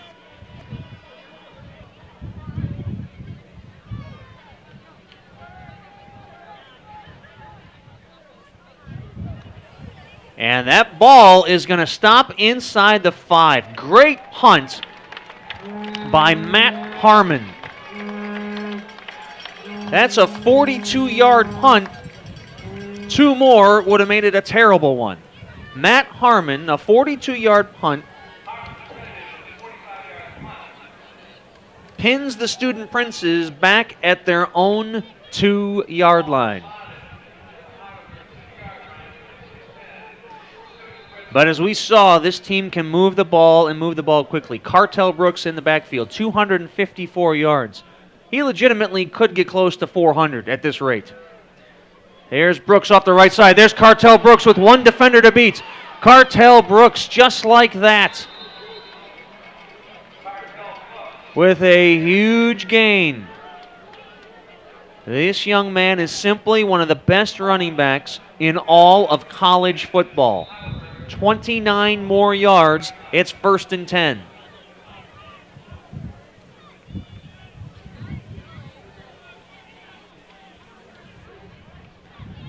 Why not give it back to Brooks? Here's Brooks.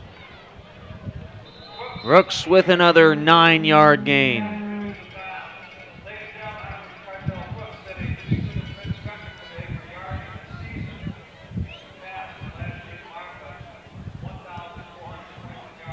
Brooks very close to 300 yards on the afternoon, and a little bit of a false start.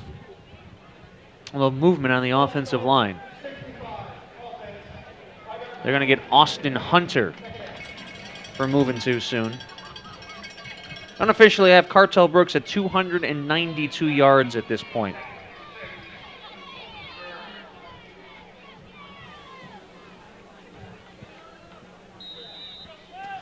So 5 yards moves Heidelberg back. It'll be 2nd and 6 from their own 35.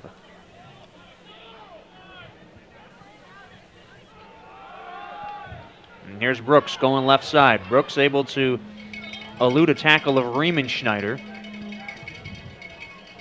and gets a 3-yard gain out of it.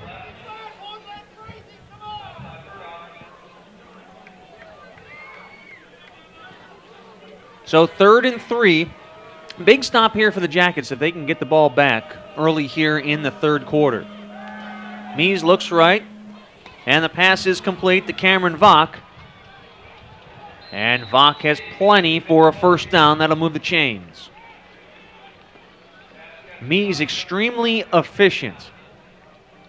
When you have a ball carrier like Cartel Brooks, you don't have to be the best passer in America. But his 26 touchdown to 4 interception ratio isn't a bad compliment to Cartel Brooks, who now goes up the right side. I mean, just seeing him get 7-8 yards at a time has just become commonplace at this point. Another 7 yards for Brooks. That gives him over 300 yards in this contest. And there's still 10.5 minutes to play in the 3rd quarter. There's Brooks. Brooks with a big hole. Brooks up the right side. Brooks inside the 10, inside the 5. He's brought down at the 5-yard line.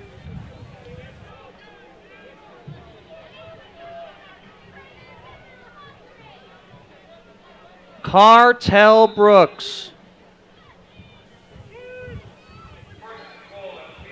with another 40 yards. It's 1st and goal at the 5.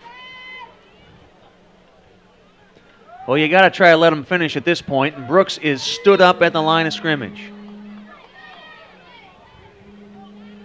Dan O'Brien, the linebacker, with the stop.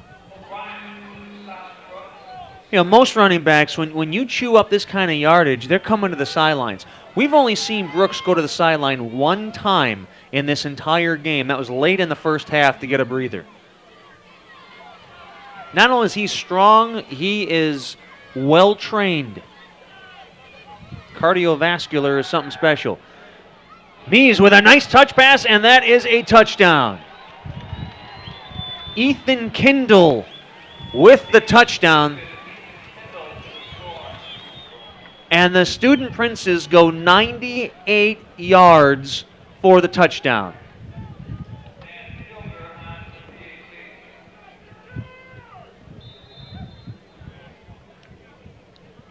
Mees with his 3rd touchdown pass of the afternoon.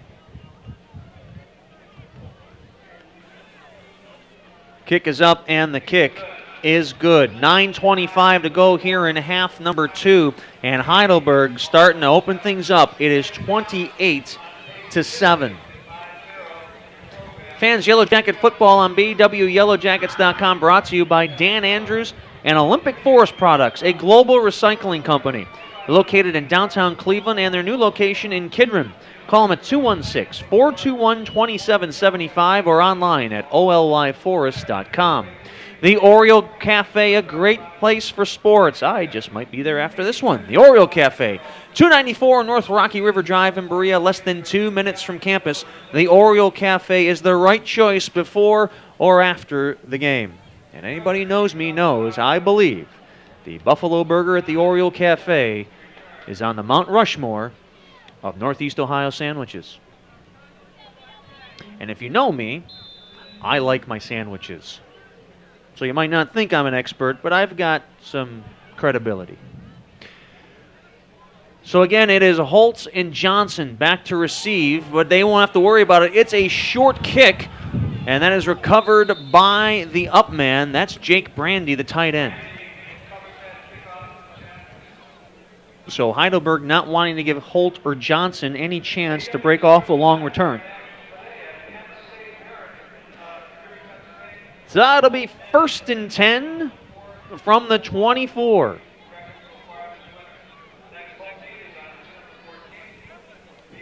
John Carroll with the field goal now. It's now 28-13 Mount Union. About 4 minutes in the 3rd quarter.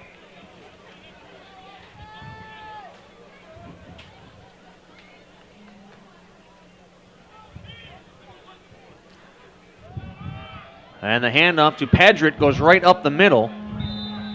Be about a gain of 8. Officially, Cartel Brooks now 343 yards on the day for Heidelberg. You're watching something pretty special this afternoon from Cartel Brooks. This is one of those historical type days. He ran for 337 at Otterbein earlier this season, so this is his season high. And again, look at all that time left to be played still. Now called 2nd and 1 from the 34.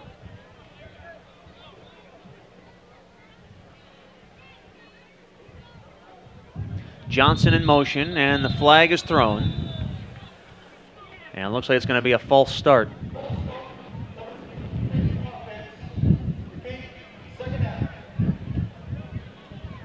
So you go from 2nd and short to 2nd and 6. Still a lot of time to be played here. 8:36 is 28-7. But when you've spotted Heidelberg a 21-point lead, you can't exactly go score for score at this point. Your offense has to get in gear, and then your defense has to somehow stop a guy on pace for 400 plus yards.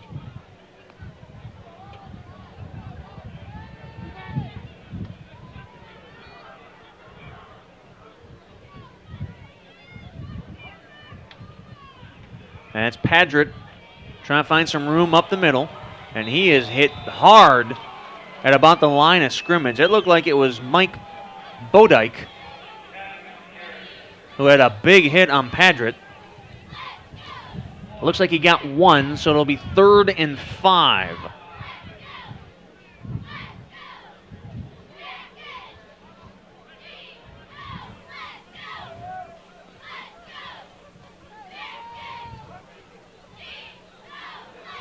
Meglin rolls to his right. And a juggling catch by Daryl Jones. Jones with a juggling catch. That's a first down for Baldwin Wallace. Meglin has been impressive this afternoon on his rollouts. He has a nice touch as he's rolling to his right and especially to his left. We see him make some nice cross-body passes. So that moves the sticks. It's first down. We're halfway through quarter number 3. Here's Padgett trying to go off right tackle, making something out of nothing right there. Padgett somehow gets about 7 yards off of a run that almost saw him tackled behind the line of scrimmage.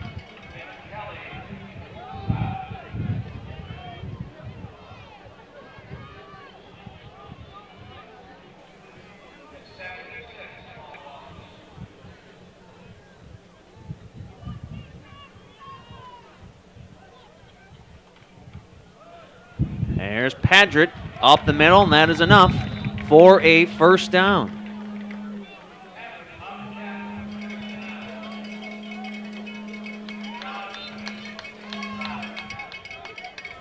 So with Reed out, Josiah Holt has become more of a receiver, and we're seeing a lot more of Padgett in the backfield. Of course, Nolan Sortel only seeing a couple of handoffs today. And here's Padgett again. Padgett with some room to maneuver up the middle. And he's close to another Baldwin Wallace first down. That offensive line starting to push around some defenders.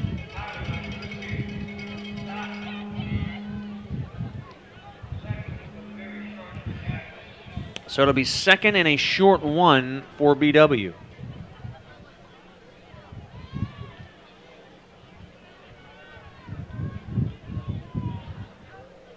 BW now with a little over 200 yards of rushing in this contest. Meglin wanted to go deep, but the pocket collapses. Now he's looking to stay alive. He gets a help with a big block, and now he's going to run downfield, and that pass is incomplete. Now there you saw perhaps a youthful indiscretion. Had Meglin just kept the ball and kept running, he gets the first down. But he wanted to try to make something happen, so you can't fault the young man for trying. That's going to be something when he watches some film with the coaches. They're going to say, young man, live the fight another day. Get that first down and move the sticks. So now it's 3rd and short, and Padgett does just that. So the drive is alive. Sticks move. It's first down, Baldwin Wallace.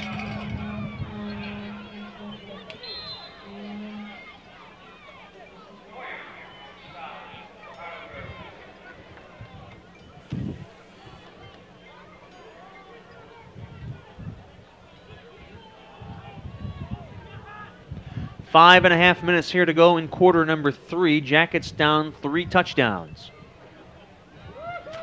And Meglin, way under pressure, floats a pass and it is complete to Daryl Jones. Meglin making something happen. That time pass protection broke down immediately, as the Student Princes decided to bring the house.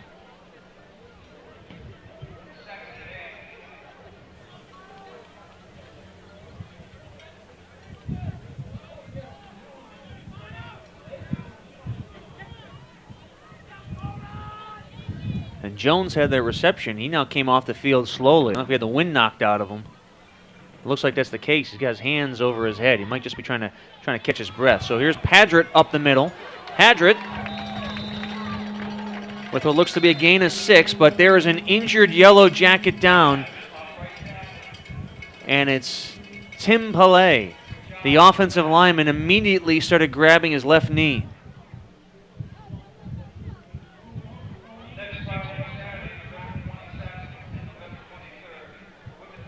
He went down immediately and started grabbing that knee. Fans, Yellow Jacket Football Online today brought to you by Integrity Realty Corporation. 5 locations to choose from in the Berea area, including 2 right near campus. Call them at 440-826-1812 or online at mybereaapartment.com. The Hoffman Group for all of your insurance and risk management needs, located throughout Northeast Ohio to serve you better. For all of your insurance needs, please call the Hoffman Group. The Ohio Education Credit Union gained the advantage. The Ohio Education Credit Union offers convenience, trust, and value. Visit our locations in Cleveland, Lyndhurst, Lakewood, and Oberlin, or their website, ohioedcu.com. Build your future today. Medical Mutual of Ohio. Medical Mutual is a healthcare provider of Baldwin Wallace University. When you're looking to receive great care, you can't go wrong with Medical Mutual. So Tim Pillay still down on the turf. He's sitting up now. Let's go around the OAC. And down in Alliance, I think it's pretty evident that Mount Union is not ready to relinquish their stranglehold on the Ohio Athletic Conference. Halfway through the third quarter, they now have a 35-13 lead over undefeated John Carroll. The Blue Streaks entering that contest had allowed 4 touchdowns for the entire season. Mount has 5 today. Elsewhere at halftime, Wilmington and Capital are tied at 20. Third quarter scores, Muskingum 24, Marietta 14, and Ohio Northern leads Otterbein 28-14. So Pillay being helped off of the field. And you hope it isn't serious. Boy, I tell you, the injury bug has really bitten this Yellow Jacket squad severely over the past month. And this is never the way you want to go off the field in your last game of the season or the last game of your career. You want to go off under your own power. So thoughts go out to Tim, and we'll try to keep you updated if we hear anything. So back to action. It's going to be 3rd and 2 from the Heidelberg 30.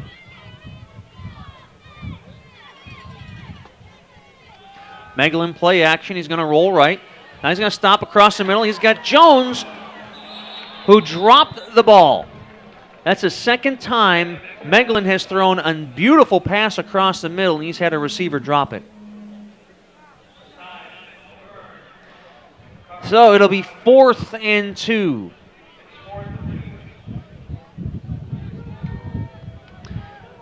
And I don't think there's any doubt that Baldwin Wallace is going to go for it. 4:12 to go here in the third quarter. You're down 3 touchdowns.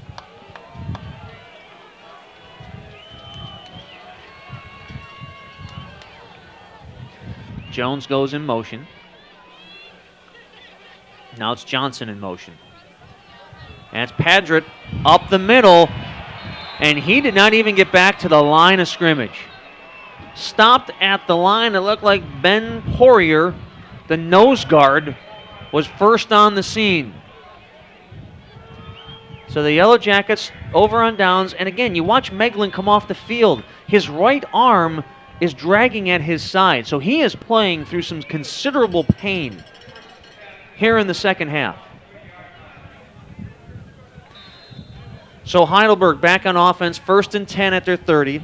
Cartel Brooks in the backfield with 343 yards on the ground. And there's Brooks. You're going to see a lot of him the rest of the way, and Brooks might have lost 5. That play took some time to develop. It was Luke Riemenschneider. So Brooks loses 5. Now he's down to 338. 2nd and 15. Play action. Mees rolls to his right. Throws in a triple coverage, and that is incomplete. And that was probably the best place that pass could have gone, as there were 3 Yellow Jacket defenders in the neighborhood of that pass.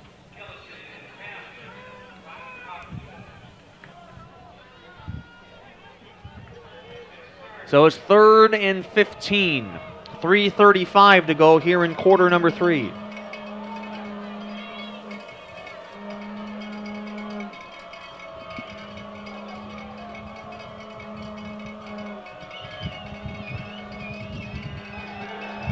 Meese to drop back. Pocket collapses. He buys himself some time. Pass, and it's caught. First down for Josh Lynch. Meese doing a lovely job of keeping that play alive and having the presence of knowing when that pocket was going to collapse. Meese with a lot of family here this afternoon. He's from nearby North Ridgeville. It's about 10-15 minutes west of here. So here's Cartel Brooks. And Brooks somehow makes something out of nothing, but this is going to come back. There are 2 flags. 2 flags on the play. And now a 3rd late. So it looks like there was a hold at the line. Cartel Brooks looked like he was the victim of a horse collar tackle by Corey Gillisee. And that's what Brooks was unhappy about. And he got in Gillisee's face.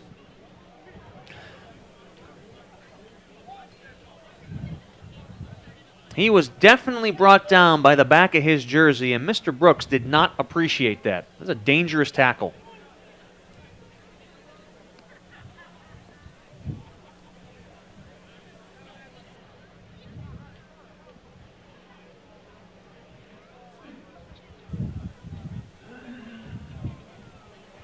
We have 2 fouls in play. First foul, holding number 65 in the offense as a 10-yard penalty. After the play, we have dead ball, unsportsmanlike conduct number 7 on the defense. That's 15 yards and an automatic first down. So the hold was on Austin Hunter for Heidelberg. That was going to cost him 10 yards, but Gillisee gets the unsportsmanlike penalty afterwards. So Heidelberg will get a first down and some yardage out of this.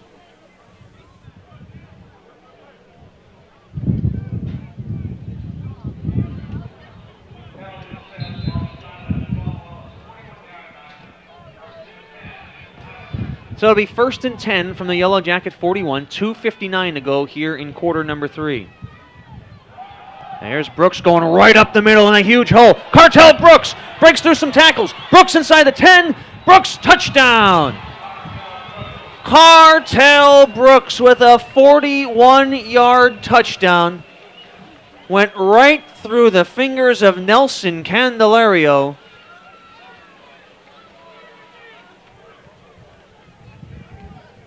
Cartel Brooks with one of the finest days of running that this stadium has ever seen. 2 touchdowns on the day, unofficially 379 yards of rushing. Kick is up, and it is good. And you got to give the offensive line some credit as well. They play a big role. But there is no stopping the explosiveness when Cartel Brooks hits the line. 2:46 to go, fans. 35-7. 35 unanswered points for Heidelberg.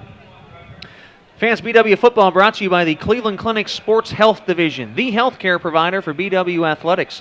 For the best in care for your athletics injuries, the Cleveland Clinic is there for you. Call them at 877-440-TEAM or online, sports-health.org.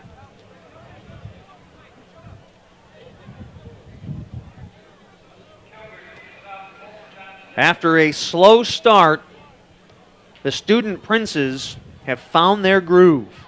35 unanswered. And Nelson Candelario, who was unable to corral Cartel Brooks, is also now headed to the training room on the side, the training table, as he is barely able to put any weight on his right leg. So on top of all the wounded Yellow Jackets entering this one, this has been a tough game to stay healthy for BW. Isaac Reed's out. Offensive tackle Tim Pillay is out. Candelario's out. Meglin got hit big time on his right arm, and he's still favoring that even though he's still playing. There's Kevin Johnson with another short kick, and he will not get past the 23-yard line.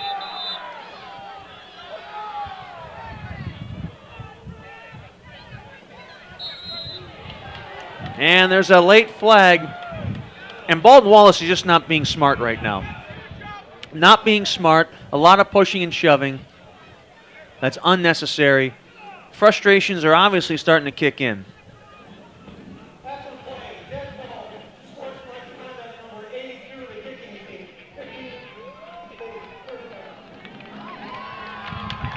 And lo and behold, they actually called it on Heidelberg. You know, the main push was done by BW. And I do stand corrected. The referee announced it wrong. Jake O'Connor.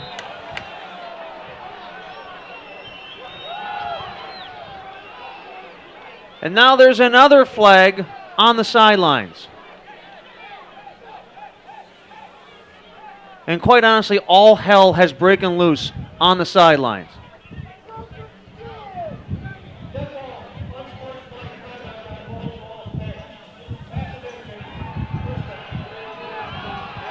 Two unsportsmanlike conducts, and this time it's a player who's not even in uniform.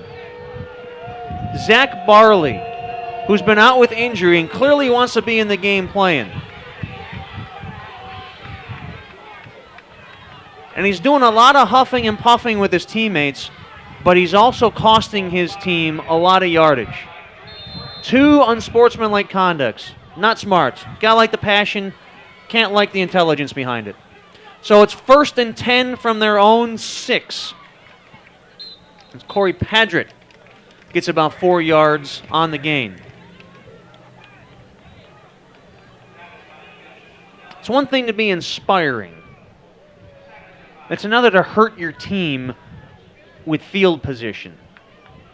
And he was screaming at officials on the sideline. He's lucky they didn't toss him, quite honestly. 2nd and 6 from the 10. And Padgett pushes forward and gets about 2 yards.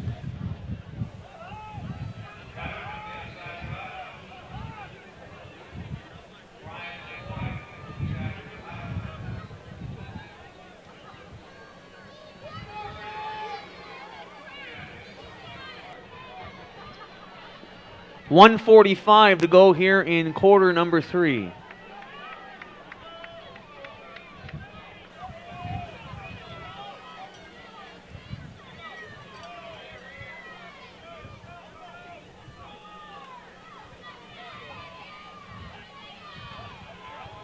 And there's Padgett again up the middle. And it appears he has enough for a first down. So Padgett getting some good solid reps in here in the second half. And now you look on the sidelines. It appears either Zach Barley left the sideline or may have been asked to leave the sidelines because one cannot find the young man now. Sticks move, it's 1st and 10. Jackets down 35-7. And Padgett tackled by a host of student princes after a gain of a couple.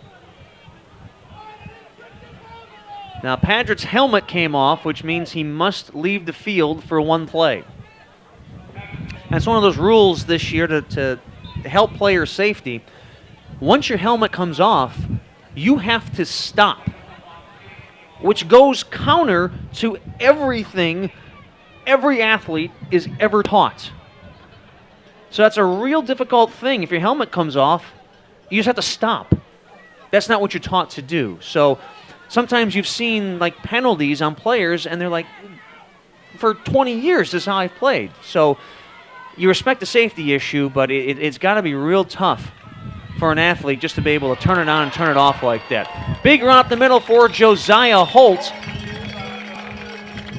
And a gain of about 13 moves the chains again. So Holt back in the backfield.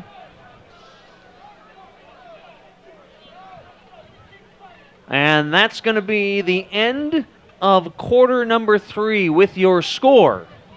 Heidelberg 35, Baldwin Wallace 7.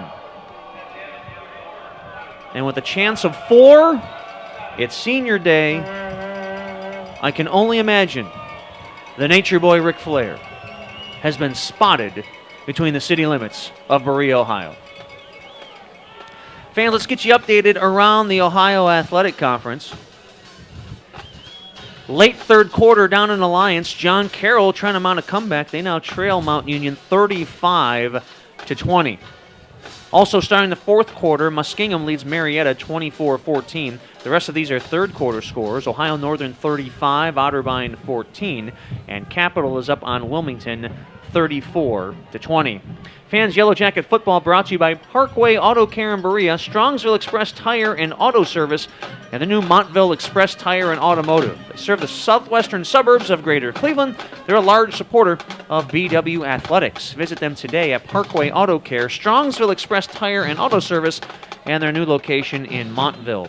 And American International. When you require a company with proven performance, rely on American International.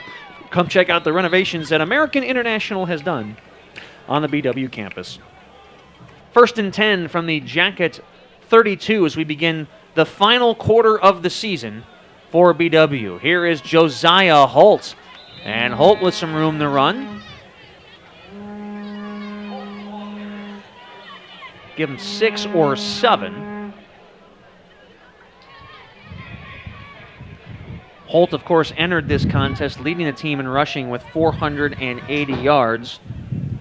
He's had a very nice day. He may end up close to 600 yards rushing for the season once this one is complete.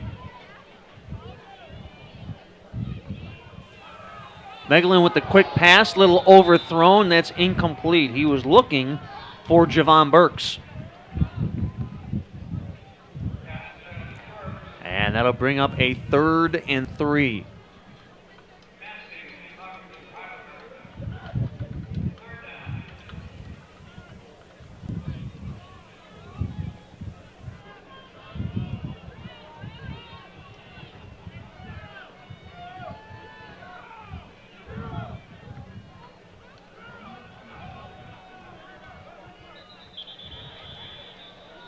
And the Yellow Jackets going to call timeout. Looked like some confusion between the coaches next to me here in the booth and what was happening down on the sidelines.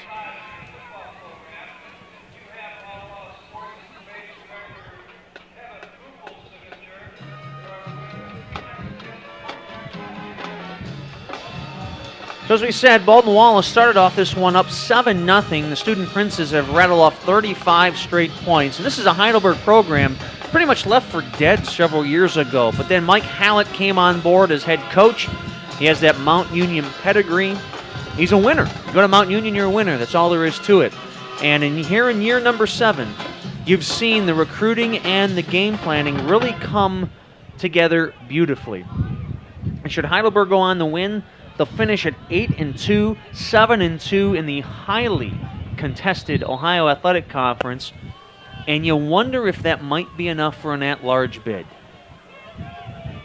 It's still a long shot, but you go 8-2 in this conference, you lose by 10 to Mount Union. That says something about you.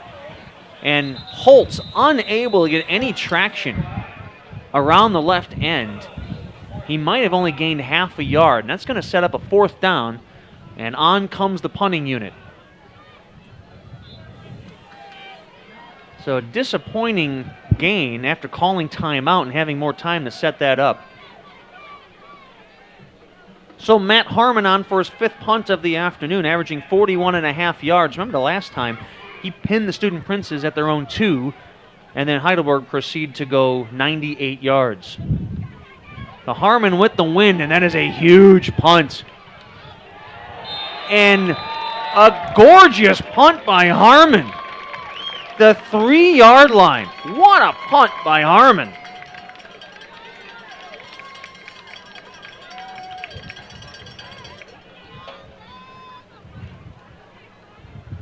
Unofficially, that's a 58-yard punt for Matt Harmon.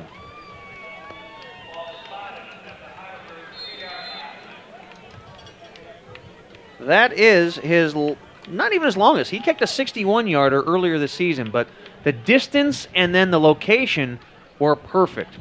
First down, Cartel Brooks on the carry. He gets about 2.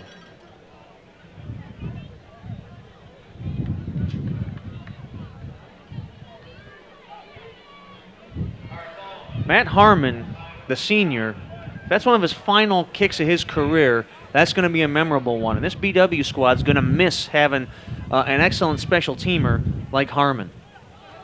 Here's Brooks again, up the right side. There's a big hole, following his lead. And that'll be enough for a first down. Boy, Mike Lehman, the offensive guard, got upfield and nearly created a hole for Brooks to keep running.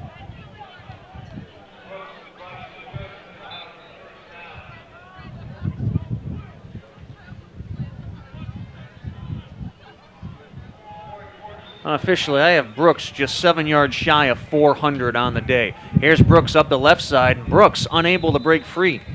Nice contain that time by Dave Flegel.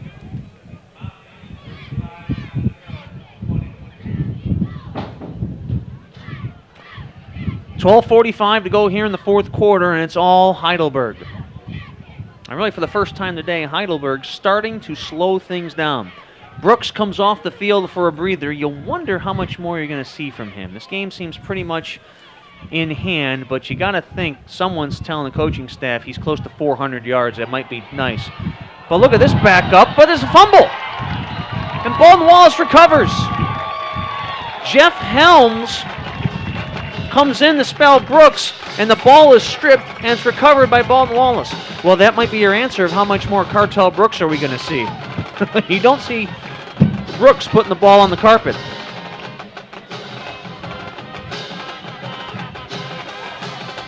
So BW gets the ball in excellent starting field position at the Heidelberg 32-yard line.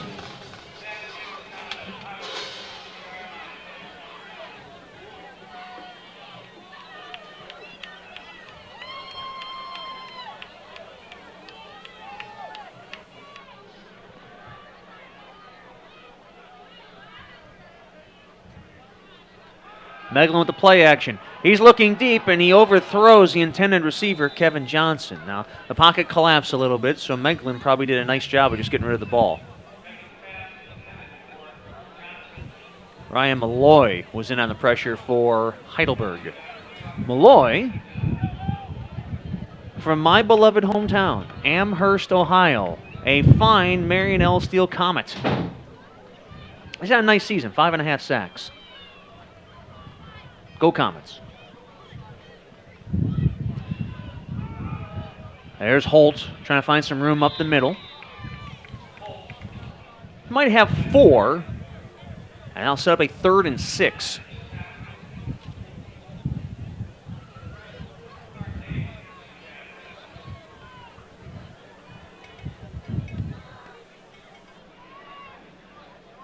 Seems a far cry from where we were sitting at 7-7. And BW had first and goal at the 2 in half number 1, and they were not able to punch it in on 4 tries. And that really was the big momentum changer that helped facilitate this Heidelberg run. There's a run by Holt. Gets close to the first down marker, but it appears they're going to mark him a little short. And it will be 4th down.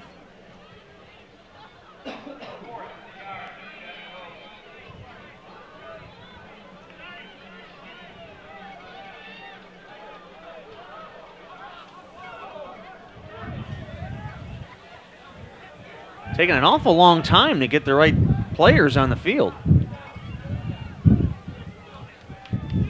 A lot of confusion. Meglin now comes out. It's going to be some sort of direct snap, and it's going to go to Holt. Holt in the Wildcat, flags down. And the confusion on the sideline translates to the confusion on the field. A false start.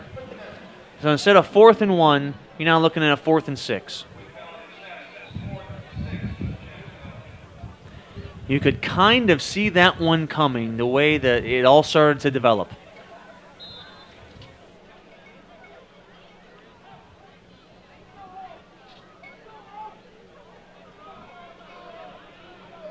So Meglin back in on 4th and 6. Trips left. Single receiver to the right. Padgett in the backfield.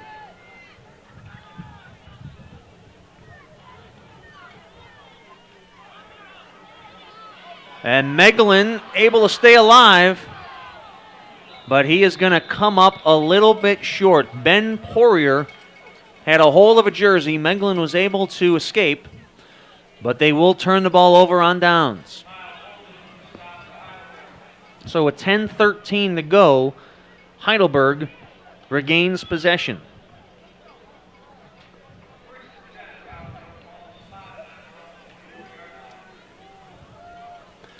As you would expect, Cartel Brooks back in the backfield for Heidelberg. And again, I do say unofficially, according to my count, he's sitting on 393 yards. And he heads up the middle. And Brooks gets about 5 more. He makes it look very easy.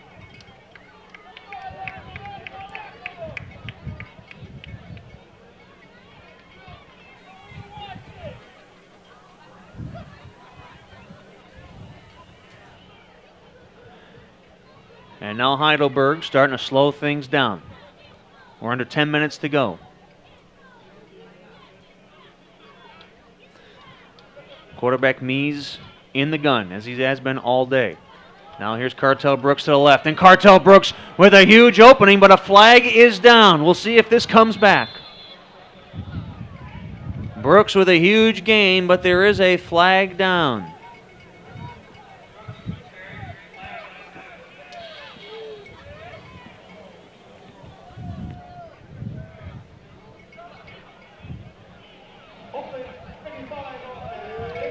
Yep, and that is Quentin Rembert, the offensive tackle, with a hold. What a shame, because that would have put Brooks well over 400 yards.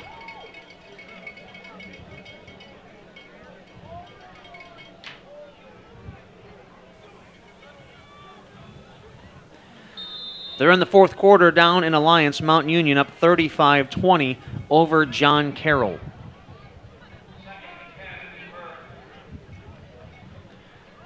Well, Brooks is going to go up the middle, and Brooks says, I'll take this back very much. Thank you very much. That's a first down for Cartel Brooks.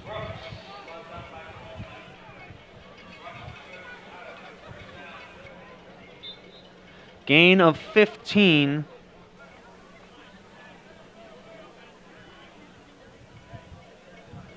I've got him at 413 yards. This is one of the most impressive displays I have ever seen on any level of athletics. And he doesn't look winded. He looks like he could play 2 more quarters after this. Here's Brooks going left side. Look at Brooks making all those cuts. Cartel Brooks. Another 14 yards. He just eclipsed 400. He's at 427 yards. And now Brooks will head to the sidelines to get a break. What a day for the young man out of Illinois. And he's only a junior. Dear OAC, he's coming back next year. That should scare defensive coordinators around this conference. They'll keep them up at night knowing they have 1 more year to try to deal Cartel Brooks. So Jeff Helms back on. He gets the carry. About a gain of 2.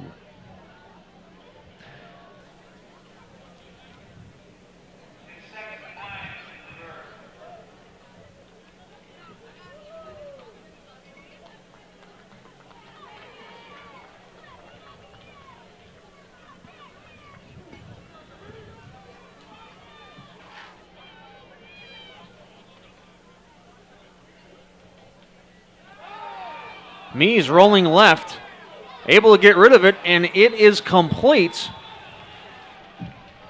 Looks to be close to a first down. Kyle Brett, the tight end. Luke Riemenschneider had the pressure on the quarterback.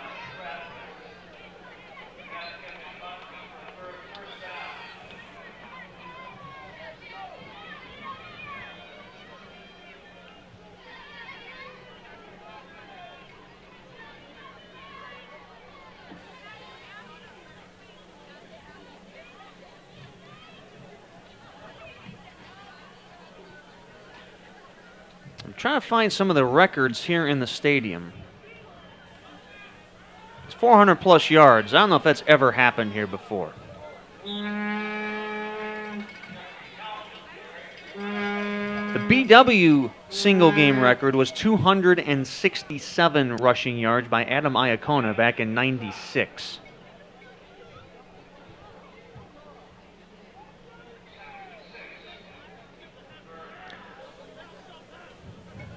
But we'll see if our friends in Sports Information can tell us what the overall record is.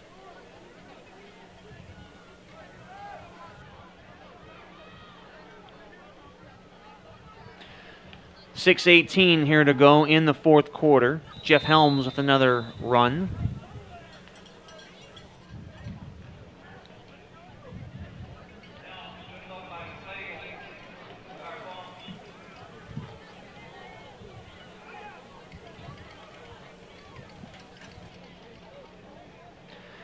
And what at what time was a track meet has become a leisurely stroll through beautiful Berea. Student Princes just slowing things down. Cartel Brooks back in on third down. And there goes Brooks with a big hole. Brooks up the left side. Brooks heading to the sideline. Brooks inside the 15, and that's a first down. 19 more yards for Cartel Brooks, which puts him over 440 yards on the day.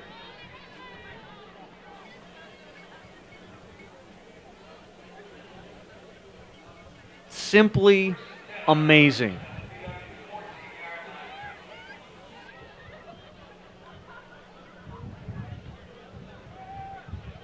There's Brooks sidestepping up the middle. When he's hit, he'll even roll forward. Didn't even look like 8 yards, but it was. I've never been on the campus of Heidelberg. I don't know where all the haunts are. But wherever the main grub joint is, I'm thinking Cartel Brooks needs to buy his offensive linemen all the grub they want.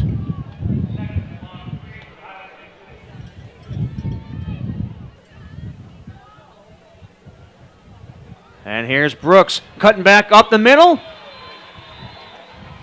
And he is in for the touchdown. Cartel Brooks with his third touchdown of the afternoon. I have him over 460 yards.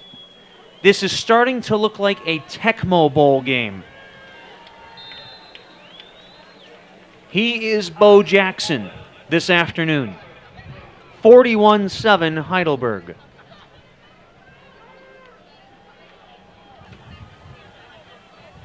And the kick is up. It is good. 4:26 remaining. 42-7 in favor of Heidelberg. And the fans in the visiting stands are giving the Student Princes a well-deserved round of applause as they head to the sidelines. Well, you knew looking at the schedule when it came out that these were going to be tough games. Baldwin Wallace absolutely held their own and more at Mount Union last week. But you got to wonder, with all the emotion you put into going up against number one, losing, and then combining that with the injuries, it's kind of the perfect storm for a day like this, no matter how hard you're playing. Meanwhile, they're in the fourth quarter down in Alliance. It's 35-27 in favor of Mount Union. John Carroll has scored 17 unanswered points. They're making it a contest.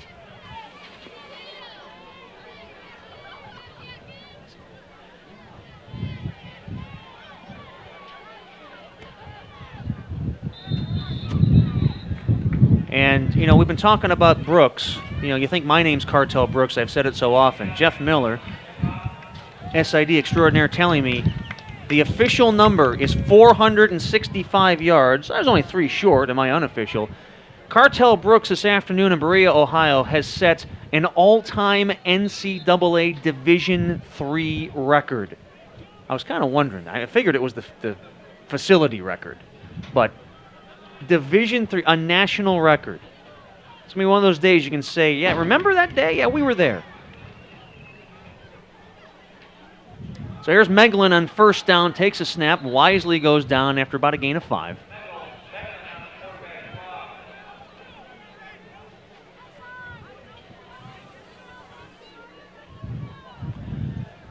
Hefe telling me it's the second time this year, overall, second time this year that record's been broke. It wasn't his 337 the first time, Otterbein, right? Okay. Well, records are made to be broken, but this one, good grief, it's going to stand up a while. Meglin, able to keep the play alive. Gets the pass away, and it is nearly picked off. Dangerous pass by Meglin, and that'll set up third down. Thank you, Jeff. What a guy. He's talented, he's good looking. The guy can do it all. Guys want to be him, ladies want to be with him. That Jeff Miller. All right, it is 3rd and 5 from the 35. 465 yards for Cartel Brooks. So congratulations goes out to him, and just as importantly, that offensive line. Any stud running back will tell you they can't put up numbers like that if the guys in front of them aren't opening up holes. So Meglin on third down, pass is complete, and that will be enough for a first down. Kevin Johnson hauls in that pass.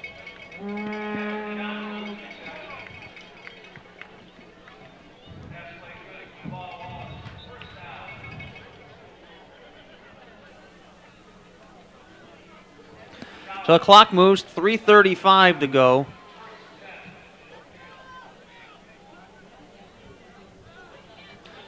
Meglin pocket collapses, nowhere to go, and he just throws it out of bounds. Now the refs are going to confer, and they say he was out of the pocket, and he got rid of it, so that'd be fine.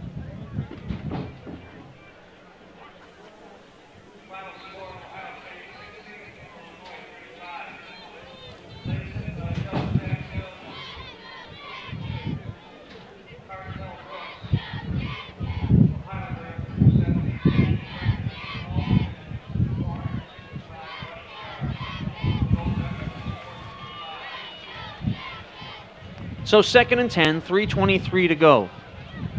And a nice pass across the middle. That's knocked loose. They're going to say incomplete. Nice defense there by Andy Kajoa.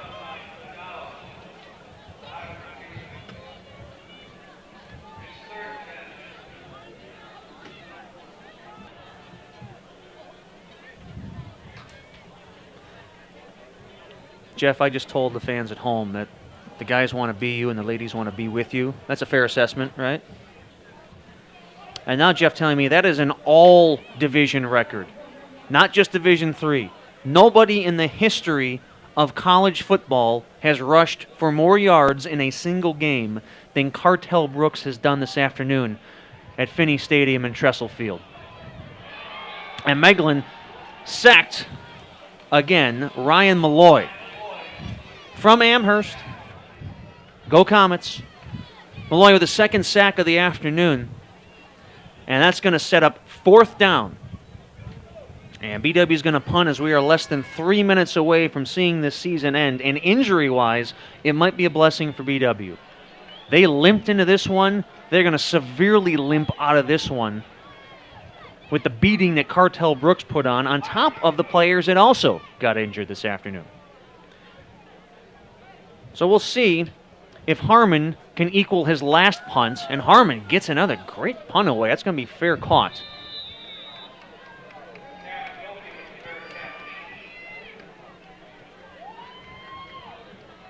It's a 50-yard punt. So Harmon entered this one 2nd in the nation in net average per punt. He has done absolutely nothing today to fall in those standings. In fact, he might have gone up. So Heidelberg gets the ball. Cartel Brooks on the sidelines. We may have seen the last of him today. And the handoff up the middle to Jeff Helms. He gets a couple.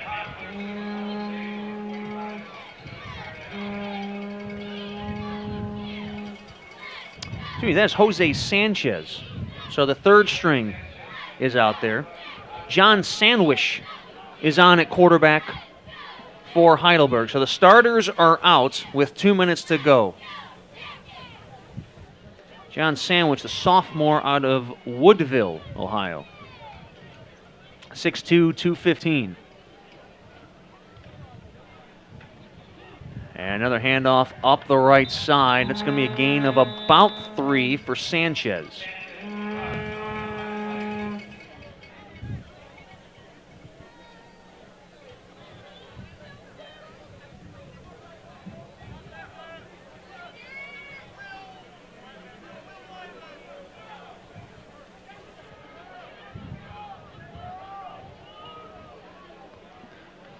So the clock continues to move. 1:20 left in this one on third down.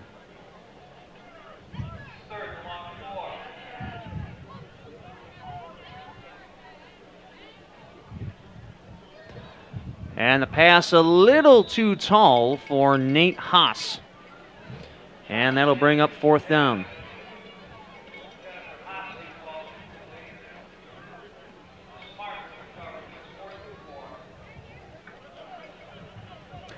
So on fourth down, Heidelberg comes on the punt. $1.05 to go in this one.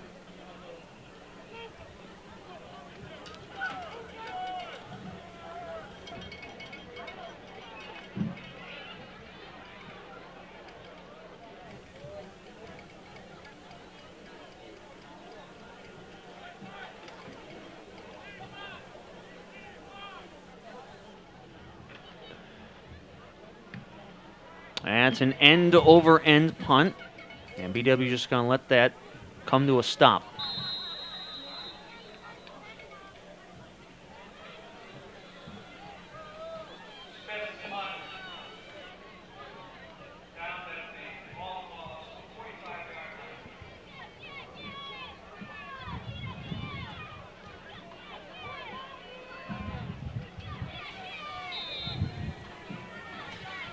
So this one's just about over. 55 seconds to go. Again, you have witnessed an historic day here in Berea as Meglin rushes out of the pocket and gets out of bounds. Cartel Brooks, the Heidelberg junior running back, has set an all-time NCAA rushing record. Not just Division III, all of NCAA.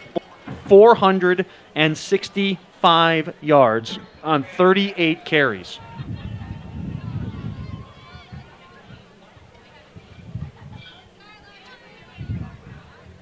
Meglin with the quick pass to Johnson. Johnson able to gain about 5 or 6 extra yards, and that'll be enough for a first down. As 40 seconds are left.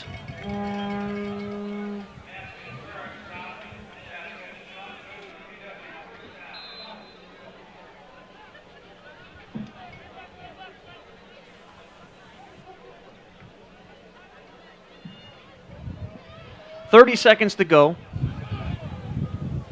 Meglin drops back, able to elude his pursuers. And ball stripped, but it goes out of bounds. And the clock will stop.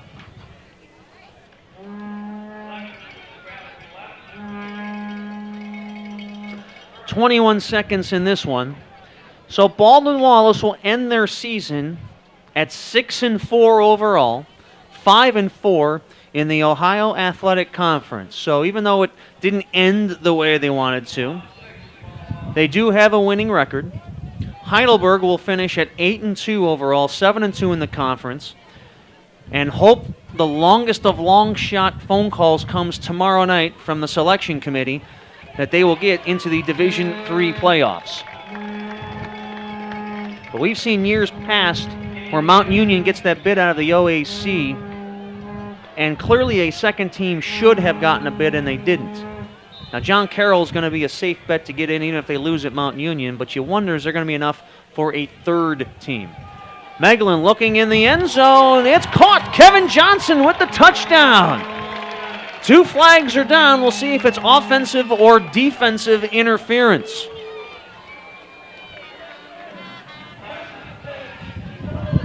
And it will be on the defense, so that will be a touchdown. So with 3 seconds to go, Meglin, he'll at least end his season on a positive note with a touchdown to Kevin Johnson. And give Tyler Meglin some credit this afternoon. The sophomore had just 6 passing attempts all season long. He came in to start thanks to injuries to both Kyle Orenzansky and Michael Slack, and he played pretty darn well. The young man can hold his head high. Kick is up, and the kick is good, so that makes it 42-14.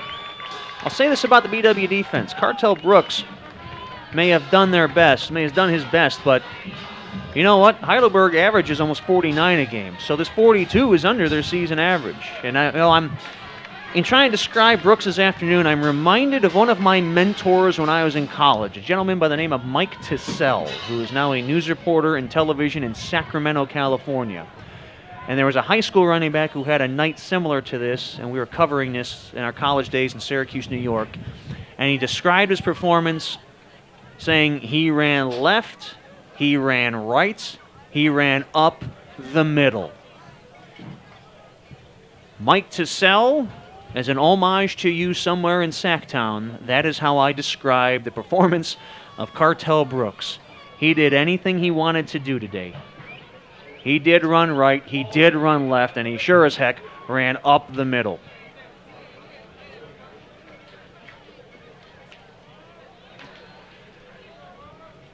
So depending on what happens on this play, it very well could be the final play of the season.